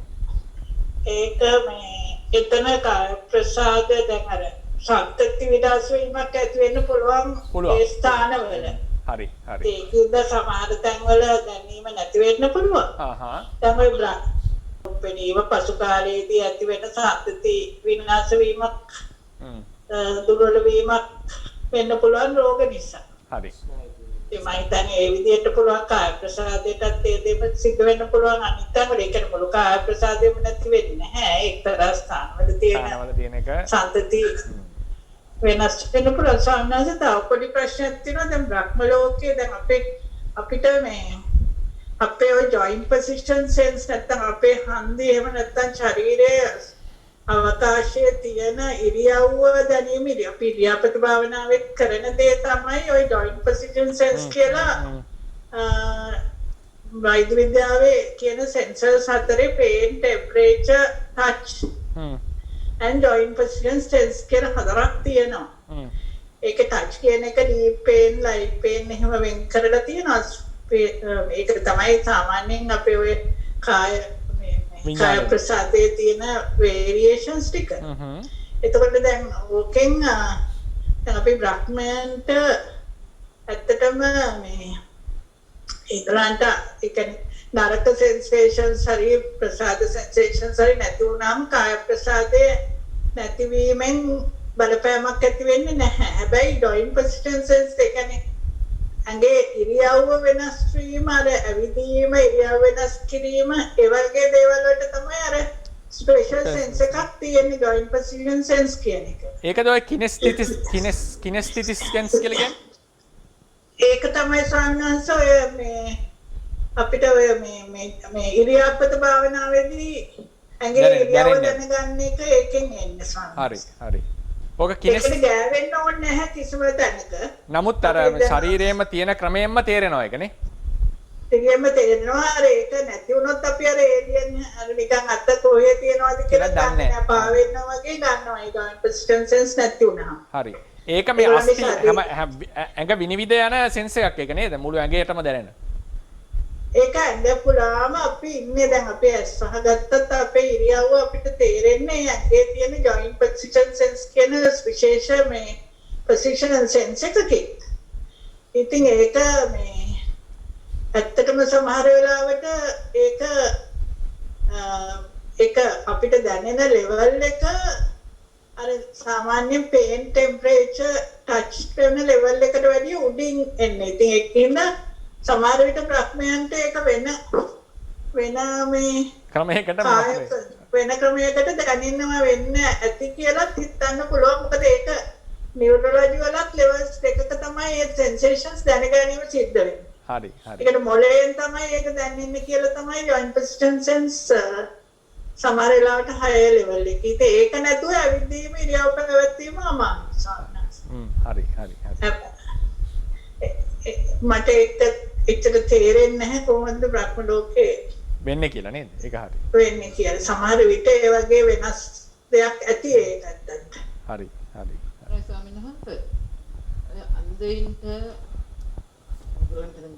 ඉගෙන ගන්නවා වගේ පුටු කියන මිනිස්සෙක් ඉන්න අපේ දන්න කෙනෙක් ඉවන්ස හොඳට කියනවා. එහෙමයි. ඒගොල්ලන්ගේ සෙන්සේෂන් කොහොමද පවත්ත ගන්න කියලා ඒක ප්‍රශ්නයක්. කලින් උපතින් මන්ද නෙවෙයිනේ. උපතින් මන්ද. එහෙමයි. එහෙමයි. ඉතින් මම හිතන්නේ කය ඇතුලෙන් ඒ කට්ටිය මොකක් හරි හිතේ මොකක් හරි චිත්‍රයක් ගොඩ නැගෙද තියාට. මේ බ්‍රේල් ක්‍රමයෙන් මොකක් හරි ඉගෙන ගන්නවා වගේ මොකක් හරි ක්‍රමයක් ඇති මට හිතේ. හොඳ දැන් හැපේන අයට වැඩි ලස්සනට ඒක කියනවනේ. කියනවා. දැන් අපේ ගෙදරක් ගොඩක් පුටු ඉයල් තියෙනවා ඒ මිනිස්සුන්ට කියලා. ඉතින් හොඳ සිහිය කල්පනාවත් අපිට වැඩියෙන් වගේ හොඳ අවධානය වැඩි. අවධානය වැඩිනේ. ඒතර කාය ප්‍රසාද වැඩියෙන් යනවනේ අය අපේ ඇහැට වෙන බෑවීම වෙන්නේ නැහනේ. එහෙමයි. කාය ප්‍රසාද වැඩියෙන් කරනවාද කියලා අවසර. හරි කතාව. අවසර අනිත් එක මේ වතුර බින්දුව නෙළුම් පතේ වතුර බින්දුව රැඳිලා තියෙන අවකාශ ප්‍රමාණය අනුව දැන් විසිරීමයි තන වතුර ගොඩක් පුදුවද දෙවිදිහකට වෙනවා කියලා බහන්සේ. පෘෂ්ඨයයි වතුර අතර ආකර්ෂණයක් තියෙනවා වතුර බින්දු අතර ආකර්ෂණයක් තියෙනවා. එතකොට දැන් පෘෂ්ඨයේ මත මේ විසිරලා යන්නේ අර ඒ බින්දු ආකර්ෂණය සහ පෘෂ්ඨයේ මත ආකර්ෂණය කියන දෙකේ තියෙනවා නම් යම් බැලන්ස් එකක්. ඒ අනුව තමයි තීරණය වෙන්නේ බින්දු රැඳෙනවද පැතිරෙනවද කියන්නේ. එහෙම පෘෂ්ඨික ආතතිය කියන එකත් ඒක තීරණය කරනවා. ඒක අඩු නම් ගොඩක් වෙලාවට යා බිඳුව ලෙස රැඳෙනවා. එහෙම නෙළුම් පතේ තියෙනවා. කරසසනස දරුවන් සන්නපතේ. කාය ප්‍රසාදයට දැනෙන ස්පර්ශය සන්නස අපිට ලෝභ දේශ මොහ වලට ඇතුළත් කරන්න පුළුවන්ද? ස්පර්ශය කියන්නේ රූපයනේ නේද? ඔය ඒක ඇසලත උදාහරණයක් ගත්තොත් දැන් අපි දැන් හොඳට මහන්සියලා රාඩිය දාලා ඉන්නවා. අපි ඊට පස්සේ හොඳ ෆෑන් එකක් ළඟට ගියාම අර කියන්නේ අම්මෝ සනීපයි කියලා ඒකින් අර ආස්වාදයක් ගන්න එකසනස ඒක ලෝභ හිතකරණේ අයි තියෙන්නේ. නෑ ඉතින් ස්පර්ශයේ රූපයක් ඒ රූපය කයේ වදිනකොට ඇති වෙනවා සුඛ වේදනාවක්. ඒ වෙලාවේ මනෝද්වාරයෙන් ලෝභයක් ඇති කරගන්න. මනෝවිඤ්ඤාණ. ඒක කඩන්න ඕනේ. දැන් ඕක ලෝභයට දාන්න බෑ ස්පර්ශය කවදාවත්. මොකද ස්පර්ශය කියන එක රූපයක්. ස්පර්ශය හේතු කරගෙන ලෝභය හටගන්න. ඒ කියන්නේ චිත්තචෛසික රූප ටික කඩන්න ඕනේ. සිත කවදාවත් රූපයක් වෙන්නේ නැහැ. රූපේ කවදාවත් සිතක් වෙන්නේ නැහැ. රූපේ නාමයක් වෙන්නේ නැහැ. නාමයේ රූපයක් වෙන්නේ නැහැ. මේක තමයි විදර්ශනාවේ මූලිකම පදනම. නාම රූප පරිච්ඡේදය. එතන අපි හිතමු මේ කය කියලා. මේ කයට හොඳ සුව පහසු ආරම්භන ටිකක් ඇවිල්ලා වදිනවා.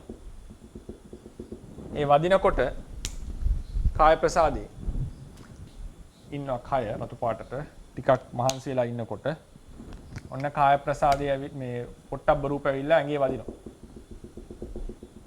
හොඳ පහසවත්. ඒ වෙලාවේ මේ රූපේ එකක්. මේ ගැටුනේ කාය ප්‍රසාදේ. කාය ප්‍රසාදේ තව එකක්. ඒ කියන්නේ තවත් මේක assume කරොත් මේ රූපය මේ ප්‍රසාදේ මේ දෙක ගැටෙනවා. මේ දෙක ගැටෙනකොට කාය විඥානය කියලා එකක් හට ගන්නවා. මම කොළ පාටින් අඳින්න. ඒක කාය විඥානය කියන්නේ ප්‍රසාදී. මේක හැඩයක් පෙන්වන්න බෑ. මේ කාය විඥානයේ සුඛ සහගතයි. ඒක දැනෙනකොට මෙන්න වීතියක් ඒ වෙලාවේ නිකන් වීතියක් වැඩ කරනවා. ඒ කියන්නේ උදාහරණයක් භවංග සිත් තිබිලා භවංග චලන භවංග චලන වෙලා උපච්ඡේද වෙලා ඊට පස්සේ පංචද්වාරාවජන කියන සිතක් පහට කරනවා. ඒක විස්තර කරන්න ඕනේ. සිත් වීතිය. ඊට පස්සේ කාය විඥානය හට ගන්නවා. තේරෙනව නේද? ඊළඟට සම්පටිච්ඡනය, සම්තීරණය, මොත්තපණය කියලා ඇවිල්ලා උන ජවන කියලා සිත්තියක් හට ගන්නවා. අටක් කිව්වද? හරි. ජවන. ඊළඟට තදාලම්මන කියලා සිත් දෙකක් පහළ. ඒක භවංගයට පතන. දැන් මේකේ තමයි ලෝභය හටගන්නේ. මෙතන තමයි ලෝභය හටගන්නේ. මේ සිත් එක්ක ලෝභය විතරක් නෙවෙයි. ලෝභය සහ තවත් ධර්ම ගොඩක් හට ගන්නවා මේකට. එතකොට දැන් මේ ක්‍රමයට ආවම අපි ඔහොමයි ඒක විස්තර කරන්න ඕනේ. මේක තමයි විපස්සනා අවබෝධය කියලා කියන්නේ. නාම රූප දෙකක්. මේ තමයි රූපය. මේ සියල්ල රූපය. මේ ඔක්කොම රූප. කොළ පාට තියෙන නාමය. ඒ නාමය මේ විස්තර කොළ පාටේ විස්තර කරේ කාය විඥානය විතරයි. එතන හටගන්න. නමුත් ඒක process එකක් මෙතන වෙන්නේ. ඒ process එකේ එක තැනක තියෙන විඥානය විතරයි මෙතන හටගන්නේ. අනිත් ඒවා හටගන්නේ හදේ වස්තු රූපය සූප. එතකොට ඒකේ ලෝභය හටගන්නවා. බොහෝ වෙලාවට. ඊළඟ ආපහු මේක අරමුණු කරගෙන අතීතාර මේක විරුණාට පස්සේ මනෝද්වාරයෙන් වීති, ඒ කියන්නේ වෙනම වීතියක් කරනවා අතීත ආරම්භන. ඊට පස්සේ ආපහු කායද්වාර මනෝද්වාර ඔහොම මාරු ගිහලා සමුදායග්‍රාහී වෙලා ඒක ලොකු process එකක් එතන යනවා. එතනදී ලෝභය හටගන්නවා. ඒ නිසා ස්පර්ශයේ ලෝභය කියන්න බෑ අපිට. ස්පර්ශයේ හේතු කරගෙන ලෝභය හට ගන්නවා කියලා අපි කියනවා. ඊමණස දැන් ගොඩක් පැහැදිලිවම ඒ කියන්නේ දැන් අපිට දැනුණාම අපි විසින් මේ අල්ලගෙන ලෝභයක් වලට පරිවර්තනය අපි විසින්ම කියලා කිව්වොත් එහෙම සම්මුති වශයෙන් ප්‍රශ්නයක් නැහැ. ඒක කමක් නැහැ එහෙම කිව්වට අපි විසින්ම ඇති කරගත්ත කියලා කිව්වට ප්‍රශ්නයක් නැහැ දැනට. පරමාර්ථ වශයෙන් ගියාම අපි කියලා කියන්න දෙයක් නැහැ. මෙතන ඝට්ටණය නිසා අයෝනිසෝ මනසිකාරයක් ඇවිල්ලා සහ පෙර හුරු ආදියත් බලපාලා මෙතන ලෝභ සහිතක ලෝභයක් හටගන්නවා. ඒක තමන් ඇති කරගත්ත නෙවෙයි හේතුඵල නිසා හටගත්ත දෙයක්. එතනදී සම්මුති වශයෙන් අපි ඇති කරගත්තා ලෝභයක් කියලා කිව්වට වරදක් නැහැ. දැනට එහෙම කිව්වට ප්‍රශ්නයක් නැහැ. ඔය ගැඹුරට යනකොට විපස්සනාවේදී අපි ඒක බෙදලා අරගන්නට ඕන. දැන් අපි ඒව ලෝභ හිතක් අල්ලගෙන අපිට කර්ම රැස් වෙනවාද? ඔව් ඉතින් මේ ජවන සිත් කියනවා අනිවාර්යෙන් කුසල හෝ අකුසල තමයි රහත් නොවිච්ච හැමෝටම. ඒවා ඉතින් බලවත්ම ඒවා නෙවෙයි. ඉතින් ඒ වලින් අපායට ගෙනියන්නේ නැහැ හැම ලෝභයකින්ම. ෆෑන් එකක් දාගෙන පොඩ්ඩක් සපුවින්ද කියලා බය වෙන්න එපා. මේ ඒකෙන් අපායට එන්න නමුත් කර්මය රැස් වෙනවා. ඒ වගේම පොඩි ප්‍රශ්නයක් තියෙනවා මේ ලෝභ දේශ මොහ අතරින් වඩාත්ම බලවත් වෙන මොකක්ද? බලවත් කියලා අදහස් කරේ මොන අර්ථයෙන්ද? ඒක සරසංගර අපායට ගෙනියන්න පුළුවන් වැඩි සිල් රැකගෙන හිටියත් අර අපායට සාමාන්‍ය යන්න පුළුවන් يعني ඉඩකඩ පවතිනවා. දරුණු වැඩි ද්වේෂයේ දරුණු වැඩි. ද්වේෂය හැබැයි පහසුවෙන් පහ කරන්න පුළුවන්. ලෝභය දුරු කරන්න අමාරුයි. අල්ප වේදනයි. නමුත් නියත මිත්‍යා දෘෂ්ටිය පැත්තට ගියාම බලවත් ලෝභයේ දෘෂ්ටි එක මිශ්‍ර වුණා. නමුත් සාමාන්‍යයෙන් අපි කියන්නේ මහා සාවද්‍යයි, ලෝභය අල්ප සාවද්‍යයි, ද්වේෂයේ දණ්ඩ විරාගයි, ද්වේෂයේ කිප්ප විරාගයි, ලෝභයේ දණ්ඩ විරාගයි. ඒ කියන්නේ ද්වේෂයෙන් කරන හානිය වැඩි. හැබැයි ඉක්මනින් යටපත් කරගන්න පුළුවන්. ලෝභයෙන් කරන හානිය අර විනාශකාරී හානිය අඩුයි, යටපත් කරන්න ලේසි නෑ. ඒකනේ තරහකාරයෙක්ව අතහරින්න පුළුවන් අපිට. ආදරය අතහරින්න අමාරුයි. ඇලිච්ච දෙයක් අතහරින්න අමාරුයි. නමුත් තරහකාරයෙක් ඒ පොඩි වෙලාවේ නමුත් ඒ කරන දරුණු දේ දරුණුයි. ලෝභයෙන් දෙන්නේ අල්ප විපාකයක්. ඉතින් මේ විදිහට ඒක අපිට කඩන්න පුළුවන්. ද්වේෂේ භයානකයි ගොඩක් වෙලාවට. ස්වාමීන් වහන්සේ දැන් ඒ ප්‍රශ්නෙට අදාළව මට ප්‍රශ්නයක් තියෙනවා. අපි ඒ වගේ අවස්ථාවේදී අපි ඒක ආස්වාදේ නොකර හිටියොත් ඒක හේතුඵල ධර්මතාවයේ විදිහට බැලුවා නම් අපිට ඒ අවස්ථාවේදී කර්මපත්‍යක් ඇති නොවෙන්න කටයුතු කරන්න කන්නේ ස්වාමීන් වහන්සේ. ඒ කියන්නේ මේ දැන් ඔය ෆෑන් එක දාගෙන ඉන්න වෙලාවේද? ඒ ස්වාමීන් වහන්සේ. ෆෑන් එක දාලා ආස්වාදනය කරත් කර්මපතයක් නැහැ. ෆෑන් එක දාලා ඔන් කරපු වෙලාවක වගේ දෙයකින් කර්මපතයක් කිසිසේත්ම රැස් වෙන්නේ නැහැ. ඒවා කර්මපත වෙන දේවල් නෙමෙයි. ඉතින් කර්මයක් රැස් වෙන එක නවත්තන්න පුළුවන්ද කියලා අහුවොත් බෑ. ඒක වළක්වන්න බෑ පෘථුජනට කිසිම ආකාරයකින්. කර්ම රැස් වෙනවාමයි. කර්ම රැස් නොවි තියනවා කියලා එකක් නෑ ධර්ම කර්මයේ හැටියට. අනුසය රහත් නොවෙනකන් රහත් වෙනකන් හැම ජවනයක්ම කර්මය. විපස්සනා එකත් කර්මයක්. පටිච්චසමුප්පාදය දැන් හිතෙන්න පුළුවන් අපි විපස්සනා කරනකොට පටිච්චසමුප්පාදේ නතර වෙනවද නෑ. එහෙම කන්නේ පටිච්චසමුප්පාදේ කියලා. පටිච්චසමුප්පාදේ කියලා කියන්නේ භව චක්‍රය විස්තර කරපු එක. පටිච්චසමුප්පාදේ කියන එක මේ විපස්සනා වඩනකොට නවත්තන්න පුළුවන් දෙයක් නෙවෙයි. සමහරවිට දේශනා තියෙනවා මේ විපස්සනා වඩනකොට සංස්කාර රැස් වෙන්නේ නැහැ. ඒ නිසා භව චක්‍රය කැඩලා යනවා කියලා. එහෙම එකක් නැහැ. ඉතින් ඊට පස්සේ ආයේ කෙලෙස් යතුනම ආයේ හට ගන්නවනේ එහෙම. දැන් මොකද්ද නැති වෙලා තියෙන එක ප්‍රශ්නයක් එනවා. එක වෙලාවකට නතර වෙලා ඊට පස්සේ ආයේ හට ගන්නවා. ඒතර මොකද්ද කවද්ද නැති වෙන්නේ මේක? මොකද්ද? ඒ කියන්නේ හැමතිස්සෙම සිහියෙන් ඉන්න ඕනේද මේක නැති කරන්න? කොච්චර කල් සිහියෙන් ඉන්නවද මේක සම්පූර්ණ නැති වෙන්නේ? ඒ නිසා පටිච්චසමුප්පාදය කියලා කියන්නේ ථේරවාදයේ හැටියට ඒක හොඳ ප්‍රශ්නයක්, ගැඹුරුයි ප්‍රශ්නේ. ඒක අපි ඉදිරියේදී කතා කරන එකක්. පටිච්චසමුප්පාදය කියලා කියන්නේ මේ භාවනා කරනකොට ඒ වෙලාවේ නැති කරන එකක් නෙවෙයි.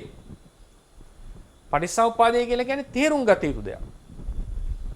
තේරුම් අරගෙන ඒක නැති කරන්නේ අපි මාර්ග ඥානෙ.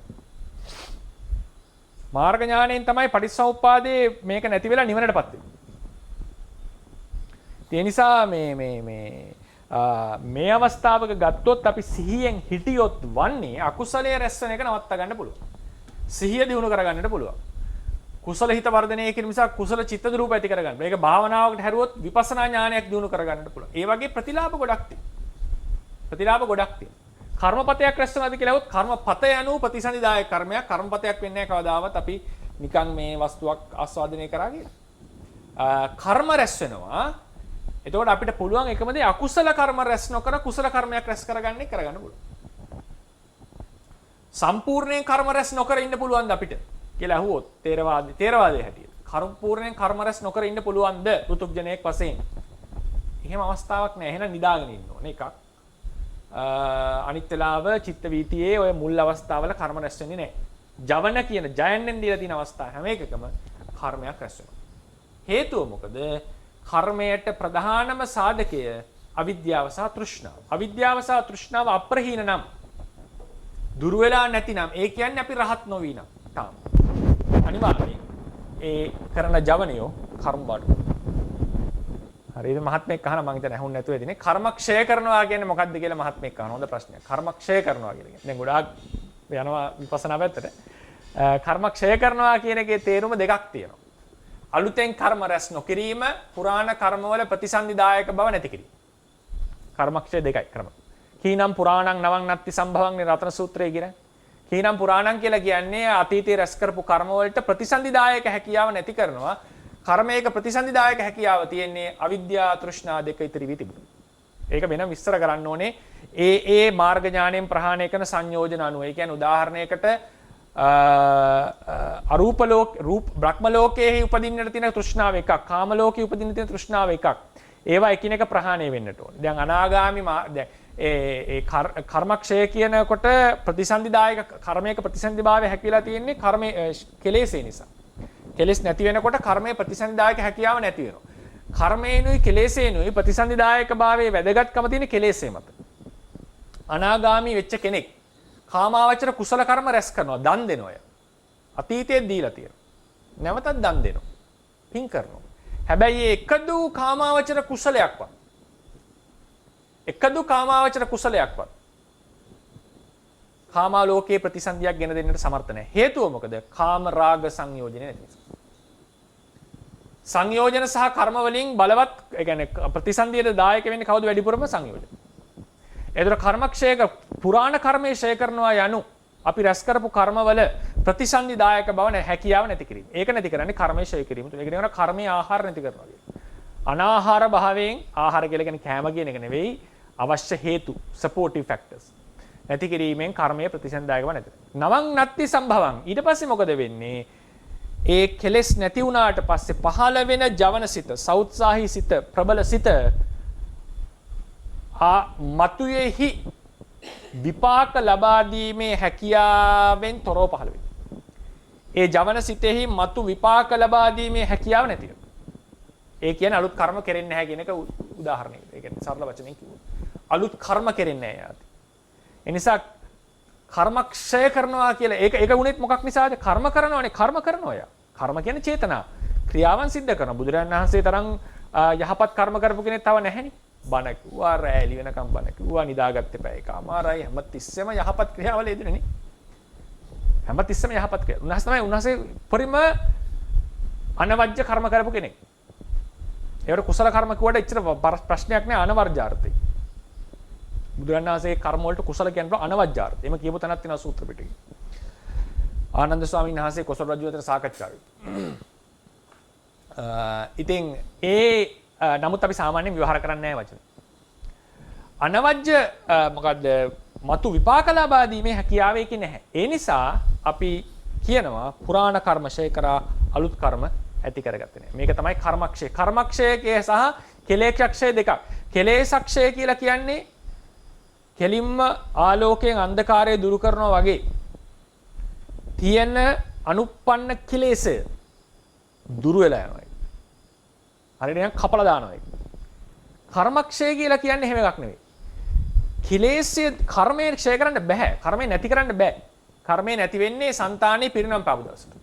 කර්මය නැහැ ඊට පස්සේ.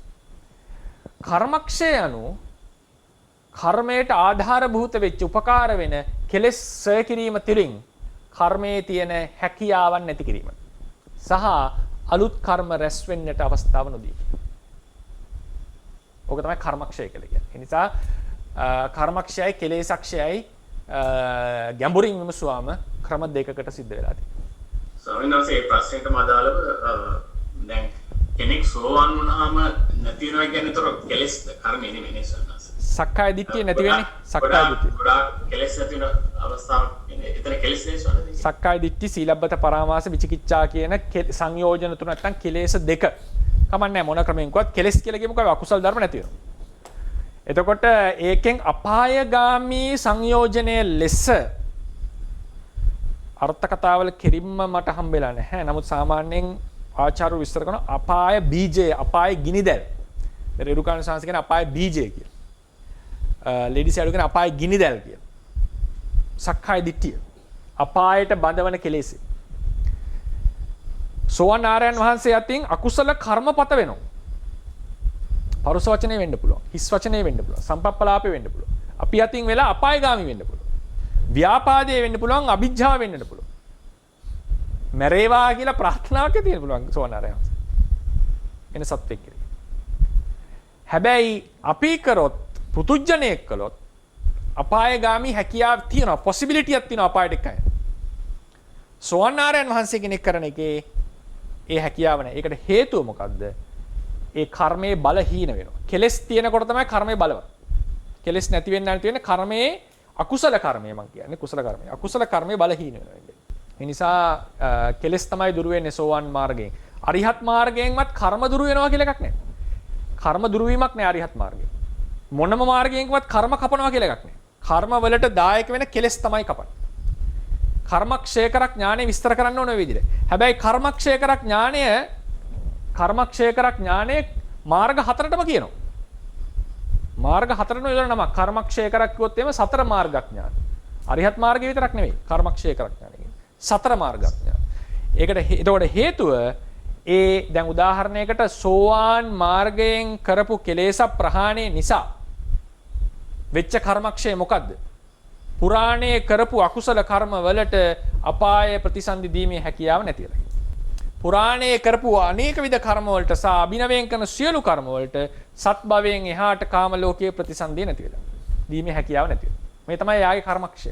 සකදාගාමි වහන්සේ කර්මක්ෂය, අනාගාමි වහන්සේ කර්මක්ෂය, රහතන් වහන්සේ කර්ම මේක වෙන වෙනම විස්තර කරනවා. ඒක ඉස්සරහට කර්ම පාඩම විස්තර කරනවා. ඔක පිළිවෙලින් කර්මක්ෂය කියන්නේ මොකක්ද කියලා. දැනට කියන්න වෙන්නේ සතර මාර්ගඥාණයටම කර්මක්ෂය ඥානය කියලා කියනවා. හැබැයි කියන්නේ වෙන පරියායකින්. කෙලස් තමයි දුරු කරන්නේ. කෙලස් දුරු වෙනකොට කර්මවල තියෙන හැකියාවල් බලවත්කම් මේවා අඩු වෙන යනවා. ඒ තමයි කර්මක්ෂය කිරීම කියලා කියන්නේ. එතන සාමාන්‍යයෙන් තන අහෝසි කර්ම කියනකොටත් ඒ බලපෑම අඩු වීමද අපි එතන සඳහන් කරන්නේ. අහෝසි කර්ම කියලා කියන්නේ මොනවත් විපාක ලබා දෙන හැකියාව opportunity නැති වෙන එක. opportunity නැති වෙන එක. opportunity නැති වෙන එක. ඒ කියන්නේ උදාහරණයකට අද අපි රහත් වුණා කියලා හිතන්නකො. මම රහත් වුණොත් අද මතු ප්‍රතිසන්දි ලබා දිය හැකි කර්ම මතු ප්‍රතිසන්දි ලබා දිය හැකි කර්මවල ප්‍රතිසන්දි ඒව සාපේක්ෂව අහෝසි වෙලා යනවා. අහෝසි කර්මය කියලා යනු opportunity නැති වෙනවා. අහෝසි කර්ම වර්ග කීපයක් තියෙනවා. අහෝසි කර්ම වර්ග කීපයක් තියෙනවා. ditta dhamma වේදනීය කර්මය අහෝසි වෙන හැටි තියෙනවා. අපරාපරිය වේදනීයක උපචපජ්ජ වේදනීයක අහෝසි වෙනවා කියලා තියෙනවා. පරිනිර්වාණයෙන් අහෝසි වෙනවා කියලා එකක් තියෙනවා. අහෝසි වෙන ක්‍රම කීපයක් තියෙනවා කර්මයක්. ඊට පස්සේ ජනක වශයෙන් අහෝසි වීම, උපස්තම්භ, ගෝපීල, උපඝාතක වශයෙන් අහෝසි වීම, එහෙමත් අහෝසි කර්ම බෙදන්න පුළුවන්. ඒ නිසා ඒක වෙනම ලොකු මාතෘකාවක්. අහෝසි කර්මය කියන්නේ opportunity ලැබෙන්නේ නැහැ කියන එක. තෙරුවන් සරණයි ස්වාමීන් වහන්සේ. ඔබ වහන්සේ ඉදිරි පාඩමකදී බලාපොරොත්තු වෙන අනිච්චානුග ක්‍රියා ගැන කතා කරන්න. අනිච්චානුග සිදු වෙනවා කියලා කියන එක දැන් හිතක් නැතුව අපිට ඇඟිල්ලක් හත් හොරවන්නකොට එතකොට අර සමහර දේවල් අපිට දැන් විද්‍යාවේදී කියනවානේ අනිච්චානුග සිදු වෙනවා කියලා. ඒක කොහොමද? ඒ කියන්නේ අර ප්‍රතීක ක්‍රියා නේ. ඒ කියන්නේ ප්‍රතීක ක්‍රියා කියලා කියනවා නේද? අනිච්චානු කියන්නේ මේ අපේ කැමැත්තකින් තොර ඉබේ වෙන සිද්ධි නේද? ඉබේ සිද්ධ වෙනවා. මට මුලින්ම අනිච්චානුගේ හිතුවා මං හිතුවේ මේ අනිත්‍ය කියන එක පදනම් වෙලා කියලා. නෑ අනිච්චානු කියලා කියන්නේ ඉබේ සිද්ධ වෙන ඒවා. එහෙම එකක් හිතලා තිබුණේ නැහැ. නමුත් ඕක සම්බන්ධ කරන්න පුළුවන් තැනක් තියෙනවා. චිත්තද රූප සම්බන්ධයෙන්. ඒකෙදි පොඩ්ඩක් එන සාකච්ඡාවකට ගන්න. විඤ්ඤාති දෙක සම්බන්ධයෙන් අරගෙන ඔය මාතෘකාව අපි සාකච්ඡාවට ගමු. ඒක ලොකු විස්තරයක් නැහැ ධර්මයේ. නමුත් ළඟින් යන විස්තර ටිකක් තියෙනවා. සම්මාසාරයි සෝවාන් මාර්ගසිතින් අපායගාමී ශක්තිය නැති කරනවා කියන එක සාවිනාස මේ මරණාසන්න වීතියට කොහොමද සම්බන්ධ කරගන්නේ? ඒ කියන්නේ ඒ අවස්ථාවේදී ඒ පුද්ගලයාට මරණාසන්න මොහොතේ අකුසල සම්පූර්ණ ප්‍රහාණය කරන්න බැරි සාවිනාස. එතකොට ඒක කොහොමද සම්බන්ධ කරගන්නේ? ඒ අවස්ථාව මරණාසන්න ඒක තමයි දැන් මේ අප්‍රෝච් එක වෙනස් කරන්න ඕනේ. මරණාසන්න වීතියේ අකුසල භාවයේ නෙවෙයි ප්‍රතිසන්දියට හේතුව ඉදිරිපත් වෙච්ච කර්මය. අකුසල කර්මයක් ඉදිරිපත් වෙන්නේ නැහැ ප්‍රතිසන්දියෙන්. ඒ කියන්නේ සවිනස මේ දැන් අපි මොකෝ මරණාසන්න ජවනසික මම මෙහෙම එකක් අහන්නද? මරණාසන්න ජවනය අකුසලයක් වෙලා සුගතිය ප්‍රතිසන්දි ගන්න පුළුවන් කිව්වොත් කොහොමද හිතන්නේ? වෙන්න පුළුවන්. සුගතිය ප්‍රතිසන්දි ගන්න පුළුවන් නේද සර්? පුළුවන්. ඉදිරිපත් වෙච්ච කර්මයේ බලපාන ඒ කියන්නේ ජවනීය ප්‍රතිපලයක් නෙවෙයි නේද ප්‍රතිසන්දි සිද්ධ. ඊට කලින් කරන කර්මයක් වෙන්නත් පුළුවන්. අන්න ඒක තමයි කතාව. ඒ කියන්නේ සති පටිසම්භිදා මාර්ගයේ කොහොමද විස්තර කරන්නේ? ත්‍රි හේතුක කර්මයකින් ලැබෙන ප්‍රතිසන්දිය. ත්‍රි හේතුක ප්‍රතිසන්දියට හේතු 8යි. ත්‍රි හේතුක ප්‍රතිසන්දියට හේතු 8යි. ත්‍රි හේතුක කියන්නේ හේතු 3ක් කියන්නේ ප්‍රතිසන්දියට හේතු 8යි. කර්මය කරන අවස්ථාව, නිකාන්ති අවස්ථාව,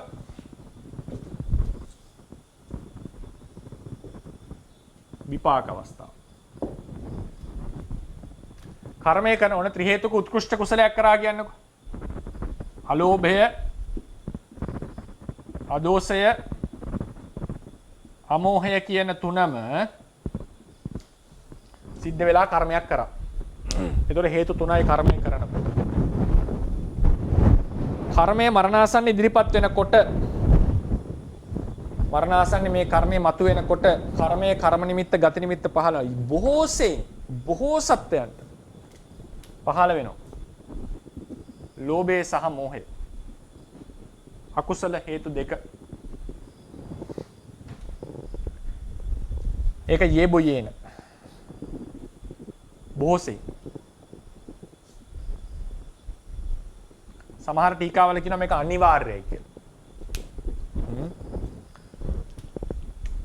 නිකාන්තිය කියලා ඊට පස්සේ එනවා විපාකේ. එනකොට මේ අකුසලයේ මේ ත්‍රි හේතුක උත්කෘෂ්ඨ කුසලයන් නම් කරේ. ඕම කුසල ගන්න එපා. ත්‍රි හේතුක උත්කෘෂ්ඨ කුසලයක් සලකන්න.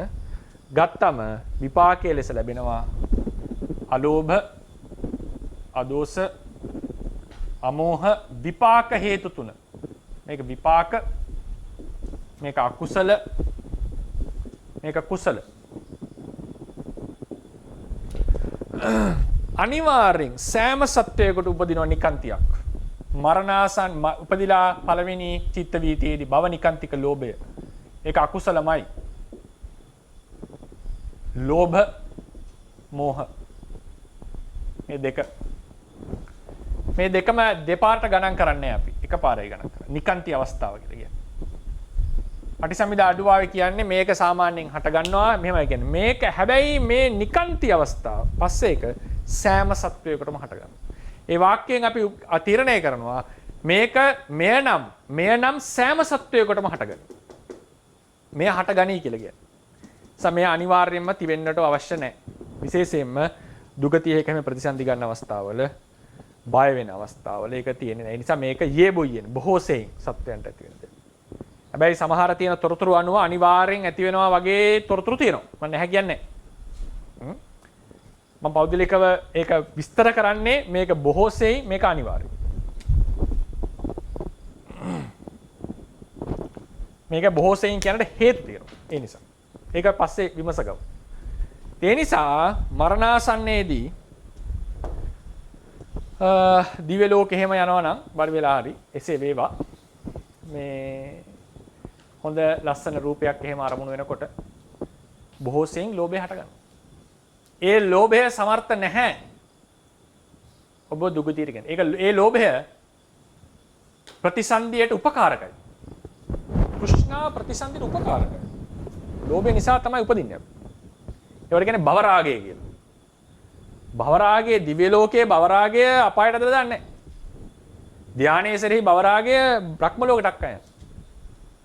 ඒ නිසා මරණාසන්න වීතිය චිත්තං හිස්ස පදූසිතං කියලා කියන්නේ ඒක බලවත් වෙච්ච අවස්ථාවක්. ඒ කියන්නේ ලොකු නිකන් කලකිරිලා නැත්තම් කර්මයක් කරන අවස්ථාවක්, පසුතැවිලා ලොකුවට ඇලිලා වස්තුවට ඒ වගේ අවස්ථාවක් තමයි චිත්තං හිස්ස පදූසිතං යථාබතං නික්කෙත්තං එවං නිරේ කියලා කතා කරා. ඒක ද්වේෂය වෙන්න පුළුවන්. වෛරයකින් මැරෙනවා.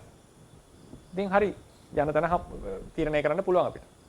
ඉතින් මේ දැන් කුසලයකින් ප්‍රතිසන්දි ගන්න එකනේ. මෙතන නිකාන්තිය ලෝභය. ඒ නිසා මේක මරණාසන්නයේ පහළ වෙන මම පෞද්ගලික අවසාන වීතිය පාවිය හැකියි.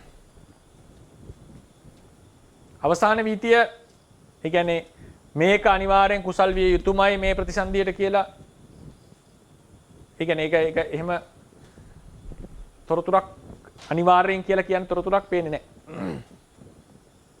ඒ නිසා එන තොරතුර අනුව පැහැදිලි. ඒතර අපි ගන්නට ඕනේ ඉදිරිපත් වෙච්ච කර්මයයි මහත් වැඩගත් වෙලා තියෙන්නේ. මරණාසන්න වීතියේ දායකත්වයක් තියෙනවා. ඒ කියන්නේ උදාහරණයකට දුර්ගම රජුට උනේ ඒකනේ. විස්තරේ තියෙන්නේ අකුසලයේ මතක් වුණා.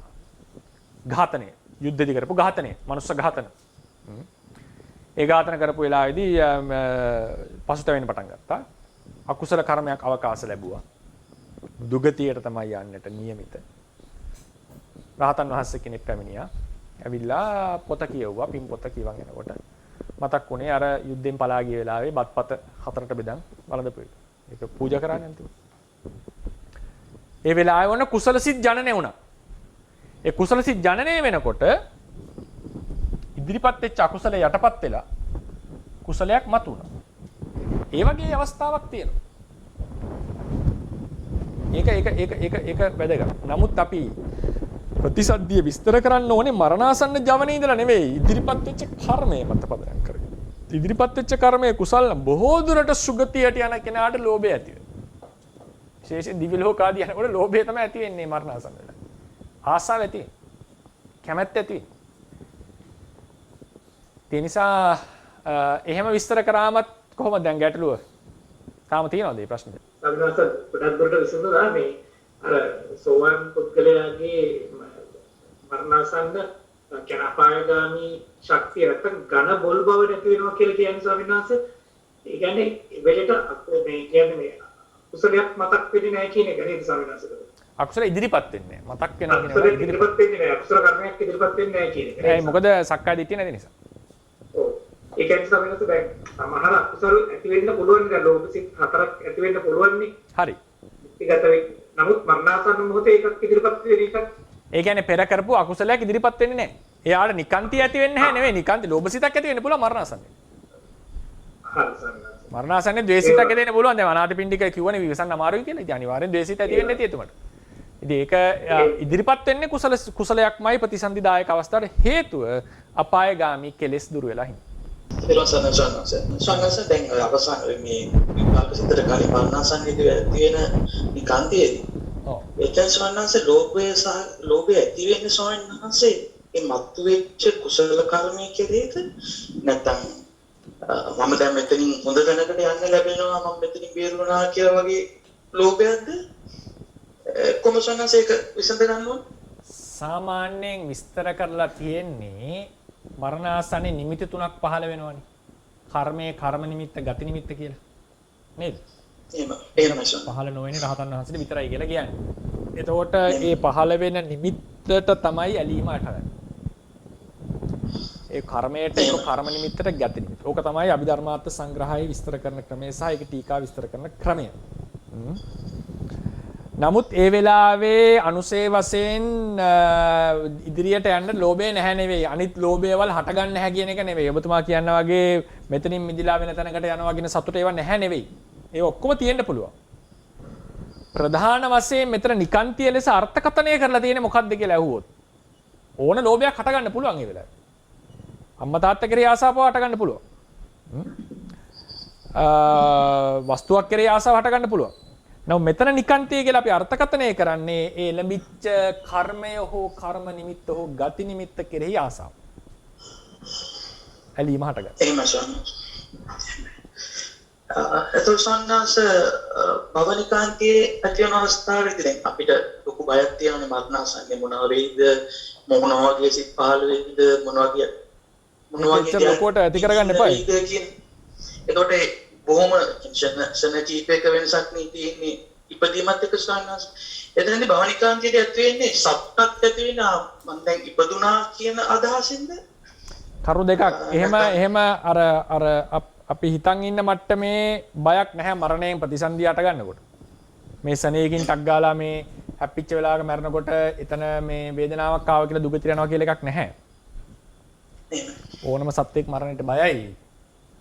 එහෙමනම් ඉතින් ඒ ක්‍රමයෙන් මම උදාහරණයක් කිව්වොත් එහෙම අපේ මරණාසන්න වීතියේ තීරණයෙන් නම් අපි සුගතියට යන්නේ ඒක අපි දැන් කන්ට්‍රෝල් කරන්න ඕන එකක් නම් අපි ඒක ගොඩාක් අවධානයෙන් ඉන්න ඕන එකක් නම් දැන් මේ ධර්මයේ හැසිරෙන සිල්වන්ත මිනිස්සු පවා දැන් හරි බයෙන් ඉන්නේ සමහරලාට මරණාසන්නේ මොනවා වෙයිද දන්නේ නැහැ මම කොහෙටද යන්නේ කියලා. ඔය ක්‍රමයට හිතන්න තිරිසන් සතෙක්ට කවදාවත් මිනිස්සෙක් වෙන්න පුළුවන් වෙයි.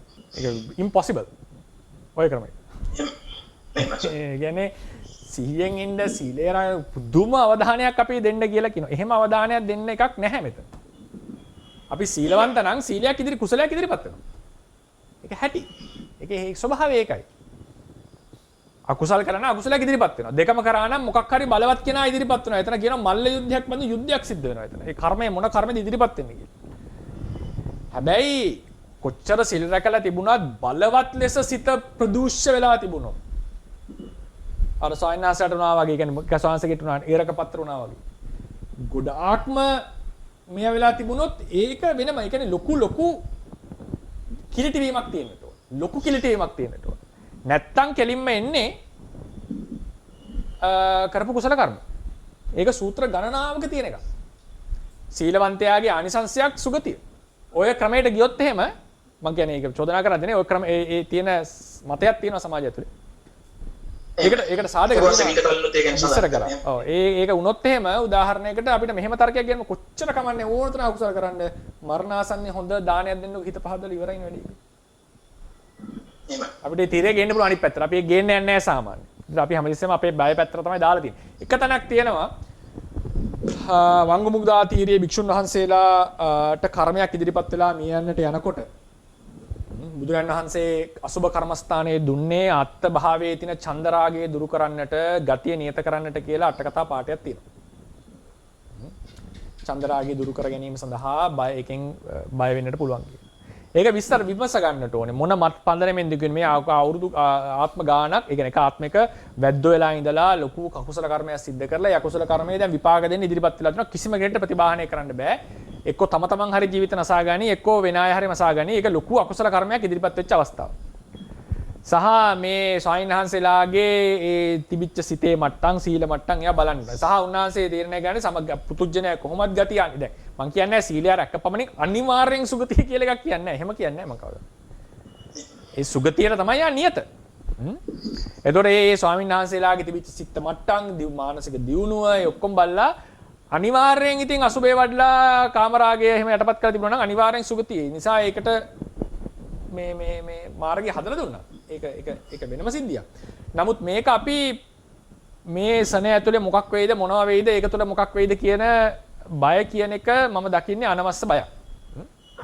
ඊළඟට නිකාන්තිය කියන පාඩමට ආවම එතනදී අරමුණු වෙන්නේ සාමාන්‍යයෙන් ධර්ම ක්‍රමයේ විස්තර කරලා තියෙන්නේ ඒ භවය. කියන්නේ භවයේ ප්‍රතිසන්දි චිත්ත චෛතසික කර්මජ රූප ටික අරමුණු. භවය කියලා අරමුණු. ඒකෙන් කියන්නේ මොන හිතෙන් ප්‍රතිසන්දි ගත්තද කියලා එහෙම පේනවා කියන එක නෙවෙයි. එක්සිස්ටන්ස් එක කියලා හිතන්න. එක්සිස්ටන්ස් ඒ කියන්නේ ඒ පැවැත්ම, ඒ පහළම. ඒ කියන්නේ නිකන් අර I am still alive. ඒක still alive කියන්නේ මේක දැන් මේක පවතිනවා. මේකේ cognition එකක් දැනගන්නවා මේ ජීවත් වෙන බව, අරමුණු දැනගන්න බව, විද්‍යමාන බව මේකට කැමති. එතකොට සාමාන්‍යයෙන් කියන්නේ භවය අරමුණු වෙන්නේ විපාක භවය.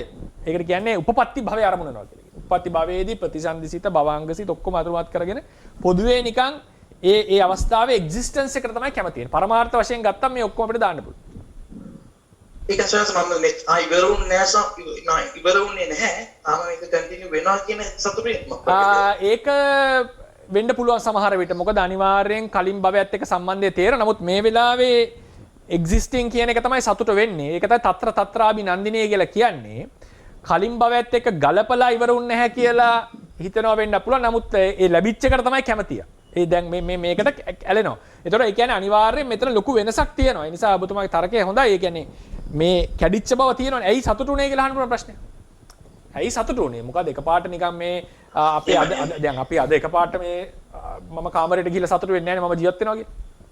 එතකොට මරණාසන්නයේදී මරණයෙන් පැන්නට පස්සේ එහෙම විශේෂ සතුටක් ඇති වෙන්න හේතුව මොකක් හරි ලොකු වෙනසක් ඇති එතන අනිවාර්යයෙන්. ඒ නිසා ඒක අර මරණාසන්නයේ ඇති වෙච්ච දුර්වල භාවය, භය නැති වෙන බව දැන ගැනීම කොහොමත් ඕන කෙනෙක්ට තේරෙනවනේ මේ මැරෙනවා කියලා. ඉතින් ඒ බව ඒ වෙනසත් එක්ක අමුතු සතුටක් එනවා ඇති. ඒකත් හේතු වෙනවා ඇති අනිවාර්ය නිකාන්තයක් උපදින්න. නැත්තම් ඇයි මේ නිකාන්තය හැමතිස්සෙම උපදින්නේ නැත්තේ? අනිවාර්යෙන් ප්‍රතිසන්දියෙන් පස්සේ හටගන්න හේතුව මරණාසන්න ලැබිච්ච අත්දැකීමත් එක්ක තමයි මේක වෙන්නේ නැත්තේ. ඒ නිසා ඔය කියන එකට අදහසට හොඳ තොරතුරු පේනවා. කොහොම වුණත් ප්‍රතිසන්දි ගත්තට පස්සේ පෙර භවය මතකයි. ඒක තමයි හැටි.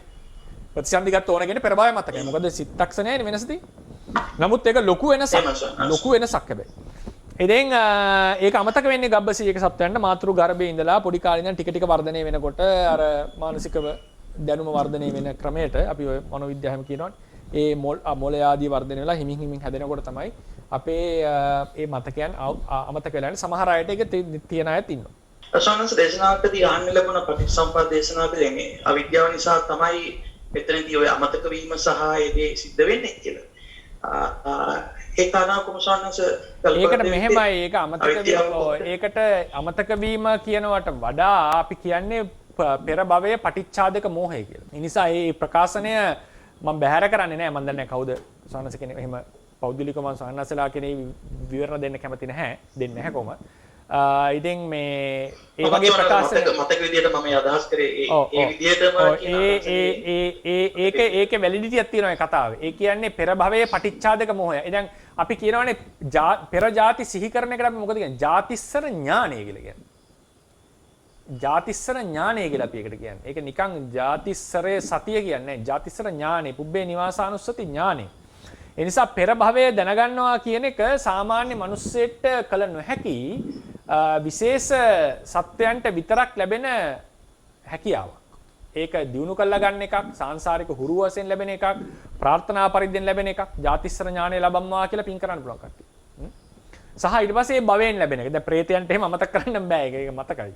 මේක මතක් වෙන තවත් දුක වැඩි. ඇයි ඉතින් කරපු වැරද්දක් පේනවා, දැන් විඳින දුකත් පේනවනේ. පසුතැවීම වැඩි. ඉතින් ඒ නිසා ඒ ಜಾතිස් එතකොට මනුස්ස භවයේ ගැන කතා කරනකොට අපි මේ කතා කරනවා పూర్ව භව පටිච්චාදක මෝහය කියලා එකක්. ඒ పూర్ව භව පටිච්චාදක මෝහය තියෙන නිසා තමයි මේක පළවෙනි භවය කියලා සමහර කෙනෙක් දෘෂ්ටියකට පැමිණෙන්නේ. ඒ නිසා පෙර භවයේ අමතක වීම මෝහයට ඇට්‍රිබියුට් කිරීම මම කියන්නේ මෝහය නිසා අමතකුණා කියලා. අමතක වෙන්න ප්‍රධානම හේතුව තමයි අලුත් අරමුණු ඇවිල්ලා අපි ඩිස්ට්‍රැක්ට් වෙන එක. ඒකට අවධානය දෙන එක. එහෙම වුණොත් එහෙම අපිට අමතක වෙන සියල්ලම මෝහයට දාන්න පුළුවන්නේ. මේ භවයේ අමතක වෙන සියල්ලත් මෝහයට දාන්න පුළුවන්නේ. දැන් රහතන් වහන්සේ කෙනෙක්ටත් මේ භවයේ සියල්ල මතක නැහැනේ. ඉතින් ඒ නිසා එතකොට උන්වහන්සේට මෝහය තියෙනවා කියලා කියන්නේ. අපි ඒක වාසනා මෝහය කියලා තව ලෙවල් එකක් ගැන කතා කරනවා. ඒ වාසනා මෝහය තියෙන නිසා තමයි සර්වඥ තත්ත්වයටපත් වෙන්නේ නැත්තේ පසේ බුදුරෙක් එක්කවා කියලා කියන්නේ. ඒ නිසා එක ලෙවල්ස් කඩලා ඔය කතා කරන්න පුළුවන්.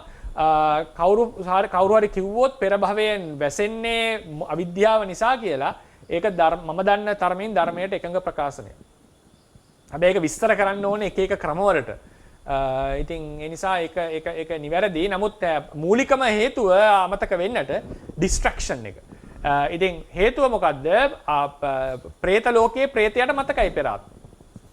එතකොට പ്രേත ලෝකයේ ඉන්න කෙනාට විශේෂ නුවණක් අපිට වඩා තියෙනවා කියන්නේ නැහැ නේද? නිරේ ඉන්න සත්වයාට පෙර භවයේ මතකයි. මම මේ දේ කරලා මෙතනට ආවේ කියලා. ওই විදිහට මනුස්ස භවයක ඉන්න කෙනාට පෙර භවයේ පටිච්චාදක මෝහයක් ගැන අපි කතා කරනවා.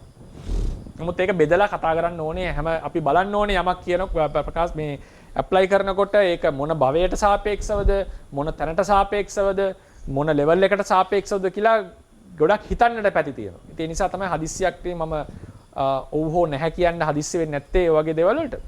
අපිට ඒක අනුමත කරන්න පුළුවන් ප්‍රකාශනය. සෝනස් අන්තිම ප්‍රශ්න සෝනස් දැන් මහා බෝසතාණන් වහන්සේ චුත වීමේදී ප්‍රතිසන්දිය සහ ඒ ගර්භාෂයේ සිටින අවස්ථාවේ වැඩි ඉන්න අවස්ථාවේ බව සිහින් ඉන්න එතෙන් උන්වහන්සේට භවනිකාන්තිය එතන සිහිය කියලා කියන්නේ මේ පොදුවේ එකක්. පොදුවේ නිකන් සිහියෙන් ඉන්නවා, අවධානයෙන් ඉන්නවා කියන එක. භවනිකාන්තිය පහළ වෙනවා. ඒක පහළ නොවන කෙනෙක් නෑ. ඒ කියන්නේ අර නිකන් ඕවරෝල් කතාව ගත්තම මැරෙනකොට මම උන්වහන්සේ චුත වෙනවා කියලා දන්නවා මනුස්ස දිව්‍ය ලෝකෙන්. ප්‍රතිසන්දි අරගත්තට පස්සේ ටික වෙලාවකින් උන්වහන්සේ දන්නවා දැන් ප්‍රතිසන්දියක් ගත්තා කියලා. ප්‍රතිසන්දි ගන්න හිතට කවදාවත් තේරෙන්න බෑනේ. ඒකේ අරමුණ වෙනයි. ඒක ධර්මයට න්‍යායට පටහැනිනේ. ප්‍රතිසන්දි අරගෙන නිකාන්තිය පහළ වෙලා ටික වෙලාවකින් තේරෙනවා මම ප්‍රතිසන්දි අරගත්තා කියලා. ඊට පස්සේ ඉන්නකොට දන්නවා ප්‍රතිසන්දි අරගෙන මම මෞකුසක ඉන්නේ කියලා.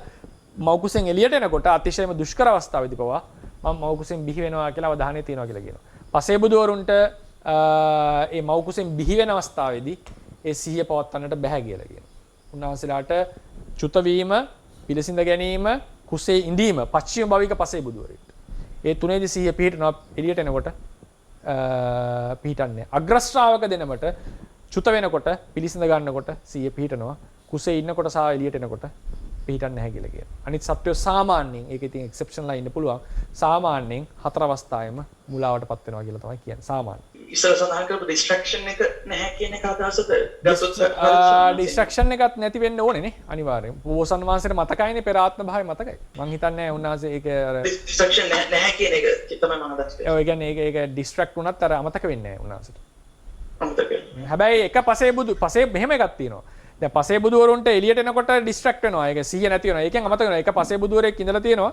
පසේ බුදු වෙන්න කලින් උච්ඡේද දෘෂ්ටිලාභී. මොනරා මේ මෝර පිරිත අපි කියන්නේ. මොනරා අහු වෙනවනේ අන්තිම වැද්දාට. අන්තිම වැද්දා තමයි ඥානවන්තම වැද්දා. ඒ වැද්දා උච්ඡේද දෘෂ්ටිලාභී. එතුමාට ඊට පස්සේ කියනවා පසේ බුදුවරු ගැන මතක් කරාම තමයි නුවණ පහළ වෙලා ඒ වෙලාව එතන පසේ බුදු වෙනවා එතු. ඉතින් අන්තිමට බෝසත් වහන්සේ වටේ ප්‍රදක්ෂිනා කරලා තමයි යන්නේ.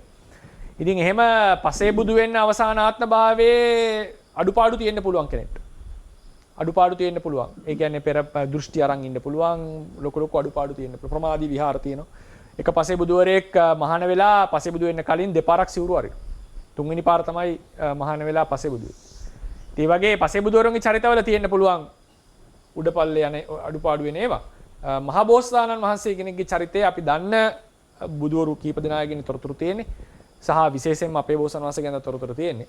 ඉතින් සාමාන්‍යයෙන් තියෙන තොරතුරු හැටියට ලොකු අන්තවලට යන්නේ නැති මේ යම් අවබෝධයක් තියෙන පෙර භවයේ පසු භවයේ තේරෙන ඒක නිසාමනේ සත්‍ය ගවේෂණයකට උනේ. මේ මම මේ දුක දුරු කරන්න ඕනේ මේක මැරෙනවා මැරීමෙන් ඉවරයි නම් ප්‍රශ්නයක් නෙමෙයි උපදින හින්දානේ ගියේ උන්වහන්සේ.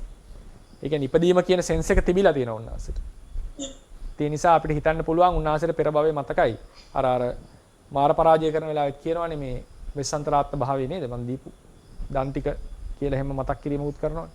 ඒ නිසා මේ පොළොව සාක්ෂි කියලා කියනවානේ. ඒ නිසා ඊට කලින් පූර්ව නිවාසානුස්සතියට කලින් ඒක කියන්නේ.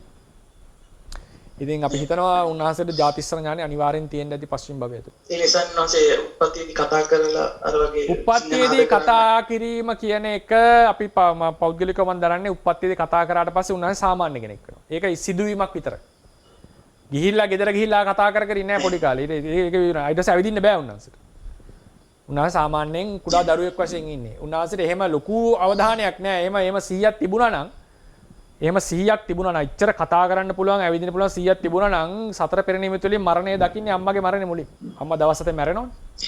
ඒක දැනගන්න එපා උන්වහන්සේ. ඉච්චර කතා කරන්න පුළුවන් ඇවිදින්න පුළුවන් මේ අවුරුදු 7ක 16ක වගේ ළමයෙක්ගේ එතන අවබෝධයක් තිබුණා නම් ඒ බුද්ධිය ඒ කියන්නේ වැඩ කරන බුද්ධිය කියලා මම අදහස් කරන්නේ ඒ අවධානය තිබුණා නම් උන්වහන්සේට මේ අම්මාගේ නැතිවීම කියන එක ලොකුවට දැනෙන්නට.